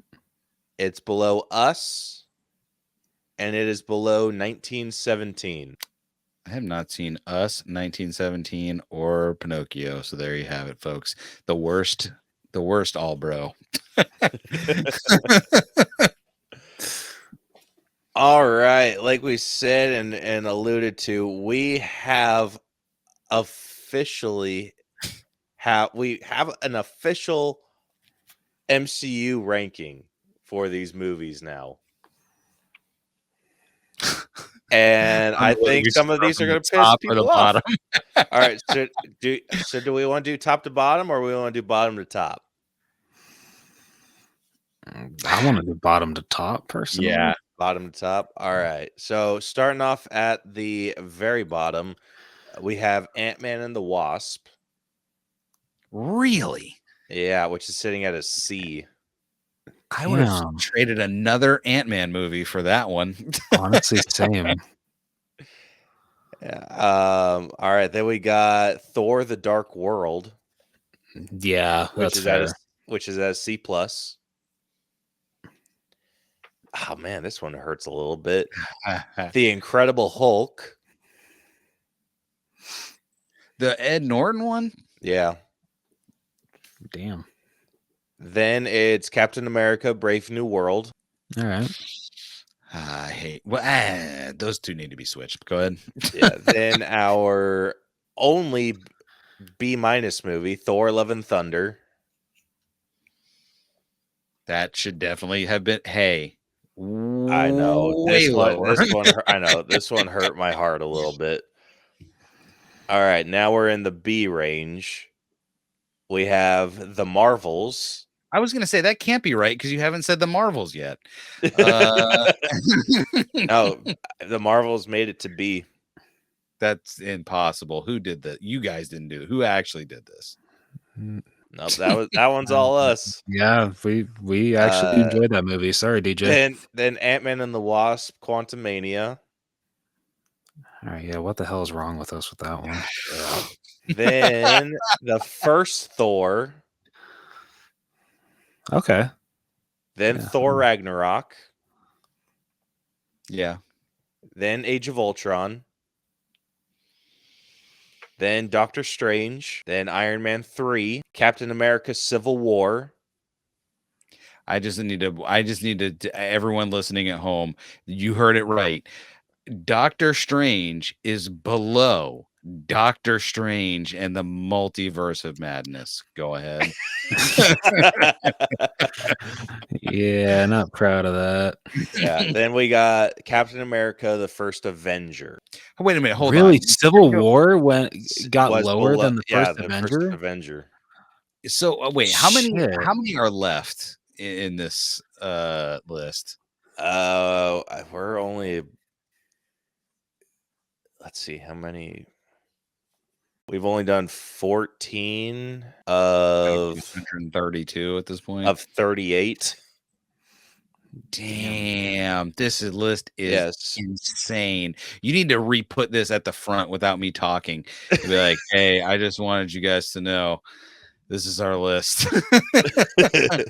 You all need to hear it and send us emails. All right, so those are all B movies. So from Marvel's to First Avenger. Now we're getting into B plus, which gives us Spider-Man: Homecoming, then Captain Marvel, then Iron Man 2. Oh, this one hurts. Captain America: The Winter Soldier. What? Dude, you know what? Actually, what did you do, Rose? No, dude, that was you. I saw how low you were with character development. What the fuck, dude? Okay, Captain America doesn't freaking develop any. Dude, I beg to differ with that speech that he gives at the end. If I could just have he a side, always gives rousing speeches. I still feel it was character development at its finest. So suck it. Go screw yourself. Okay, All wait. right, My podcast within a podcast I have to have right now. Ladies and gentlemen, if you've heard me on this show before, you know that I have given these guys so much shit about these listings and how they put it and how some of it's insane. Do you know at home how sweet it tastes to see these two finally realize what I've seen from day one? This is full insanity. Anyway, podcast over. Go ahead. All right. Back to the Then regular it show. is then it's Captain America: Winter Soldier, then Spider-Man: Far From Home, the updated one. That's including yours and Victor's score. Then Black Panther, Spider-Man: Far From Home. Oh, that's the original Far From Home. Wait, Far From Home is above Homecoming? Is that... No, so the updated. This is what was freaking hilarious. When Victor and DJ scored Spider-Man: Far From Home, it got lower. Yeah. Like once we added the scores together, it got lower than where it was. They were Victor was trying to bring it up. Oh shit. He ended up bringing it lower with the updated score. Funny. So the updated score is 89.2. The original score was 89.35. Oh, that's Hilarious. funny. So Spider-Man. So yeah, Far From Home, the updated is below the original. Okay. Okay, and then Black Widow, Right. The Avengers, Thunderbolts, and that's all of our B plus. This is gonna drive me crazy. Yeah. Listen. Oh my god. Go ahead. I'm sorry. All right. Then getting into the A minus, we have Fantastic Four: The First Steps, then Iron Man, then Wait, Doctor Strange in the Multiverse of Madness. Bullshit. No. Can I just really quickly, Caleb, I'm sorry, but can I correct you on something? What? So it's the Fantastic Four First Steps. Whatever. Shut up. I'm just saying. I'm sorry. It always bugs me when you say it the other way. Yeah, the Doctor Strange Multiverse of Madness. So this is then it's just yours and Victor's score for Spider-Man: Far From Home.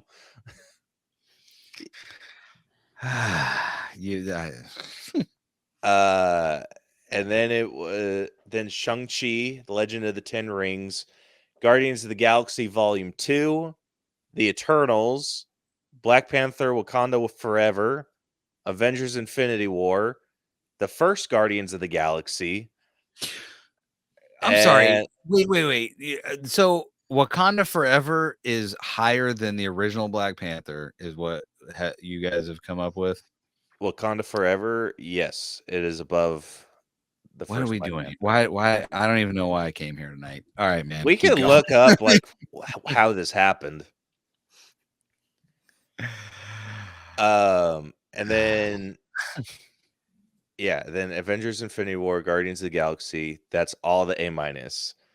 Now getting into the top 4 movies, which are all A movies, are Avengers Endgame, Deadpool and Wolverine, Guardians of the Galaxy Volume 3, and then our top movie is Spider-Man No Way Home. You know what you need to do? You want to talk about TikTok engagement? Go ahead and make one of them their slideshows and have it start with like my ranking of Marvel movies and put this in that order on there and see I don't know if I want to. absolute Lock the shitstorm. floodgates.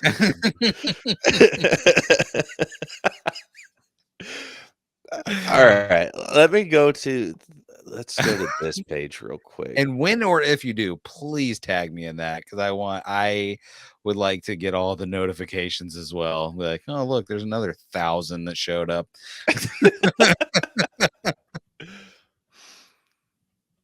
All right, so let's see what Black Panther. Oh wait, no, I wanted. Like, listen, no disrespect to Wakanda Forever, but damn, son, Black Panther was better than that movie. That's just not even a question. Honestly, we were pretty comparable. Like the difference between Black Panther and Wakanda Forever on most categories was less than 2. So But we what did won the feel day? so. Yeah. The thing that Wakanda Forever beat out was the story and the writing. Like those are the big ones. That was the one that had Riri and Namor and all that stuff in it too. Is that right? Yeah. Wakanda But Forever. we looked on it in pretty high regard because of how they dealt with the death of Chadwick Boseman and how they were able to like write all that in and make it feel like cohesive. I will say having the end, that is what I will say. The end of that movie was good when they were like, "Hey, this is his secret son, T'Challa." It's like, "Oh, it can happen, guys. He's coming back." Yeah. And then our acting, we gave Wakanda Forever higher, and I bet you that's because of Angela Bassett. I would have said, I mean, because she did good in that one scene, but I mean, she wasn't in much. But the dude that played Namor, I do remember him being really good in that movie. Yeah. Character development, we gave to the first Black Panther. The effects, we thought Wakanda Forever was better. Music That's and not costumes. fair. That Killmonger thing should be stricken from the record. That last dude. fight, This is an unbiased review. I still stand by the OG Black. Listen, everything you're saying is correct. It's still somehow wrong, though.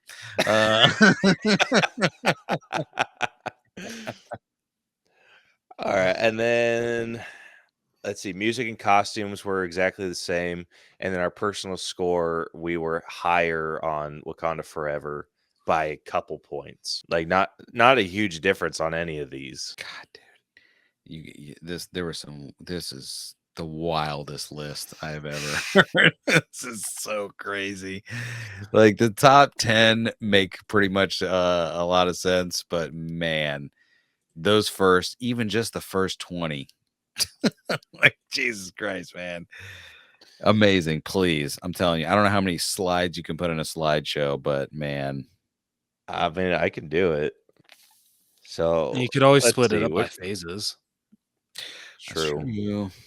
Or like by what is it, by grades, like these are the ones we gave C, these are the ones we gave B. Yeah, there you go.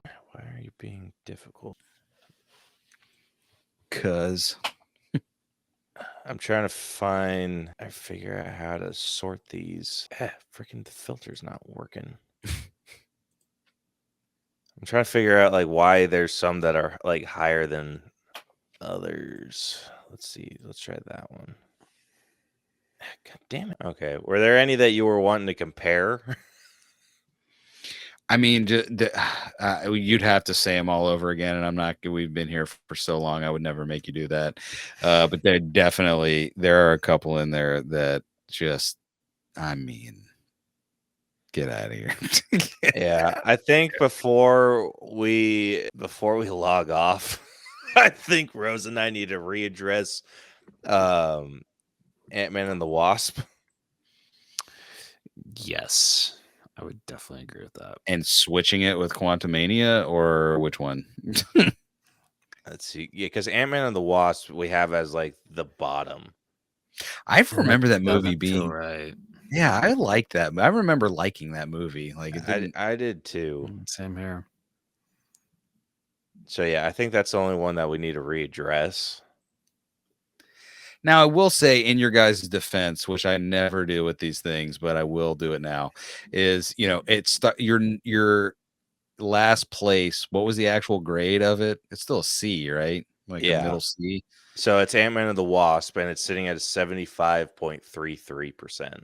So not like, it's not like you're like F, bad, terrible. Like we're starting the bid at C. So, Yeah, like even once you get into like, I mean, the difference between like at this current score. Let me pull out the calculator so I don't look like a complete idiot. So let's say like even going up like quite a bit. So talking about Doctor Strange, which is that's an 84.75. Yeah, that was the one. Doctor Strange and Multiverse of Madness. Those two. Yeah, there's a 9% difference between those movies. Damn. By the way, underrated. Like, obviously, I don't think it was at the level of the other ones we talked about, but pretty good origin story for that one as well. It's funny. It's just because, like we said, this is why we try to focus as much. Like the ranking is more just for funsies. The score, like the grade itself, is what's really important. Because, like, if you were to ask me, like, what I like, if I were to put a grade on like Black Panther, and I said B plus, I doubt I'd catch much flack for that. But the fact that I'm saying Black Panther is better than Captain America: The Winter Soldier by less than like what is it, 1%? It's like that's suddenly like you're crazy. Yeah. Because you're crazy. Listen, man, if you gave me the Doctor Strange movie and Doctor Strange Multiverse of Madness and was like, hey, you got to watch one right now, I'm watching Doctor Strange all day long. If you give me Black Panther and Black Panther Wakanda Forever and say you got to watch one right now, I'm watching Black Panther. Like, and by the way, and then right after that, watching Winter Soldier. Because damn it, son, what a great movie. And by the way, I do want to say justice for Age of Ultron eventually. I feel like that is going to be like the Return of the Jedi of Marvel movies, where like way beyond when it was viable, it will get its due. Like I feel like Return of the Jedi, because it has Ewoks, well, listen.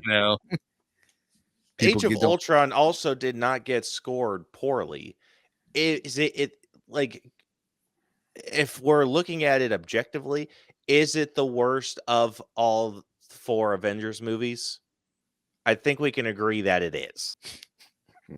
I would word it differently. I mean, like, despite how much character it gives to Hawkeye, I can't argue that. It is the least strong Avengers movie, and that's exactly how it is. So if we're talking just Avengers movies, the way that it's ranked is Avengers Endgame, top, then Avengers Infinity War, then the Avengers, and then Age of Ultron.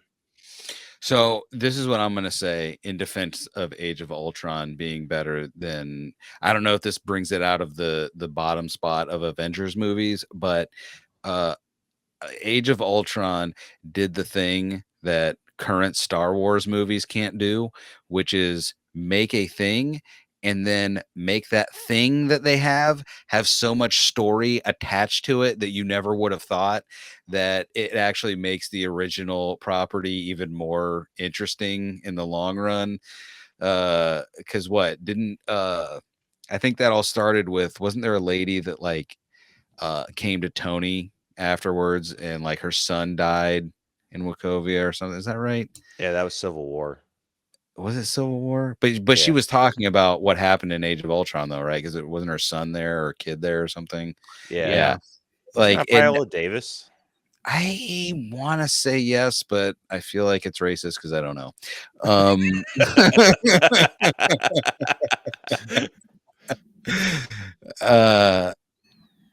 But yeah, I don't know. Like it's I mean, you know, Infinity War and Endgame were what they were. There is no there is no Back to the Future 2 on those where you're like, this is what was actually happening behind the scenes. Like we saw what was happening. Everything happened there. The first Avengers movie, it's set up a lot, but I don't know. Well, I was gonna say it eats itself by the Infinity War, right? Is it Infinity War or Endgame where they go back? It's Infinity War, right? Where they do the time heist. No, it's That's Endgame. Endgame. It is Endgame. It's 173 hours of movie. I don't know. I don't know. I'm rambling. It's like midnight and I'm just talking at this point. I'm sorry. I apologize. You guys are right. I'm wrong. This metric is perfect and I am incorrect. Doctor Strange is worse than Doctor Strange and the Multiverse of Madness. Yeah, that one's. Let's see what the deal was with that one, just for funsies. I mean, Multiverse of Madness was like way cooler in the sense of like they went to some multiverses and you got to see, you know, some of the most bullshit CG in all of Marveldom. By the way, they had bullshit right next to awesome because they're like, hey, Mr. Fantastic, string cheesed like so many digital string cheeses.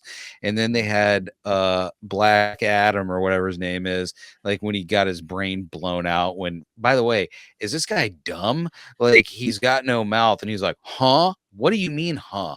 Like, you know, when you talk, bad things happen, idiot. But I don't think he said, huh? I think he flipped out and he went, huh? And then it. Imagine if a black belt was like, I didn't know what to do, so I just jumped in a wood chipper. I didn't think I'd get hurted. But then it was, fantastic string cheese. That dude, when his brain caved in, I was legitimately disturbed. Like that looked a little too real. I was like, ugh, this is why they hired Sam Raimi for this 1 second of a scene where this dude's skull liquefies. Yeah, the only like we did score Multiverse of Madness kind of high. Why did we give this music a 9? You got me, man. All right, hold on. I'm gonna look that up. We both gave it a 9. We have no excuses. Oh yeah, what the hell's wrong with this? I was gonna say, name a song from that movie. Yeah, that's maybe a 7 at best. Yeah, hey, hum the Doctor Strange sting. Should we? Listen, I'm sorry. You know what?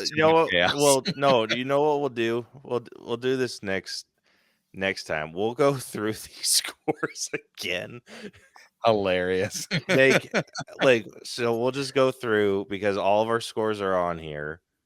Other than like a few. You guys used the AIs to score this, didn't you? Just No. like, How'd you know? ChatGPT, what is it? Yeah, we'll figure this out, and we will release a freaking like basically all of our MCU ranking once we get some of these ironed out.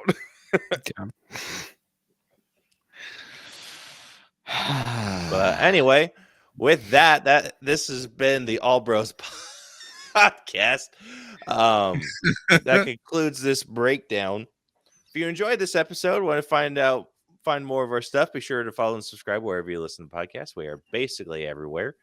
You can follow us on social media. We're on Facebook, Twitter, Instagram, TikTok, LinkedIn, YouTube. Just search at the AllBros. That is very important on YouTube still. And believe me, I do check frequently. I'm like, eventually you don't have to use the @ sign, but we're not quite there yet. One day. Yeah.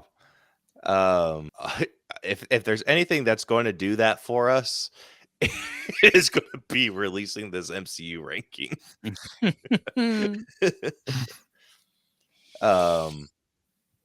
Yeah, which we will do here shortly. But yeah. Hey, and if you want to hear what was going on 2 years ago or so, go check out the Untrained Eye. And if you were wondering what was happening in 2023, we can tell you all about it. Hell yeah. Yep. Links to their show will be in our description. Next week, I don't even know what we're doing next week. Do we have anything in mind? I think you guys have to quality control that whole list. I think that's what that episode is. I mean, that could be it. Yeah. Do we want to do that, or do we want to do Tron Ares? Ooh. I'm interested because, like, I'm not going to watch that movie. By the way, if anyone is still here, bless you, child. You are one of the real ones. Seriously, for real. This might be the longest episode we've ever done. Couldn't be true. I talk too much for that to be true. I'm sure I've done a 4 or 5 hour one. No, part of the reason why I like this show is because I can listen to you guys talk about a movie I'll never watch, and I watched the first, like Tron 2 or whatever the new trilogy thing is. Hated it. I'll never watch another Tron movie, so please do that movie so I can know what was in it. Okay. All right, so that's what we'll do next week. You will do Tron Ares. Hell yeah. Yeah. What's that guy's name that everybody hates? The Joker? No, Jared Leto. Jared Leto. I kept thinking Jake Gyllenhaal. I'm like, I think everybody loves him. Yeah. No, I think a lot of people hate him too. Jake Gyllenhaal? Bullshit. I don't know for what though. I freaking love Jake Gyllenhaal. Like anytime I see him doing anything, like there's so many people giving him shit online. Like, I don't know if it's just because so handsome. They're trolls because he's a handsome fellow, and they're like, I wish I was handsome. I wish I could have an excuse to get freaking 87-pack abs by doing some kind of UFC movie where I just fight people all day. Like, yeah, man, Jake Gyllenhaal seems cool. Like, he seems like I bet he wouldn't, but I bet he would do this podcast if you asked him. That'd be sick. But he might. That would be great. But he wouldn't. But he might. But anyway, look forward to us breaking down Tron Ares next week. Until then, this has been the AllBros podcast. I'm Caleb. And I'm Jonathan. And I'm still a baby. We'll catch you guys next week. Deuces. See ya. Bye-bye.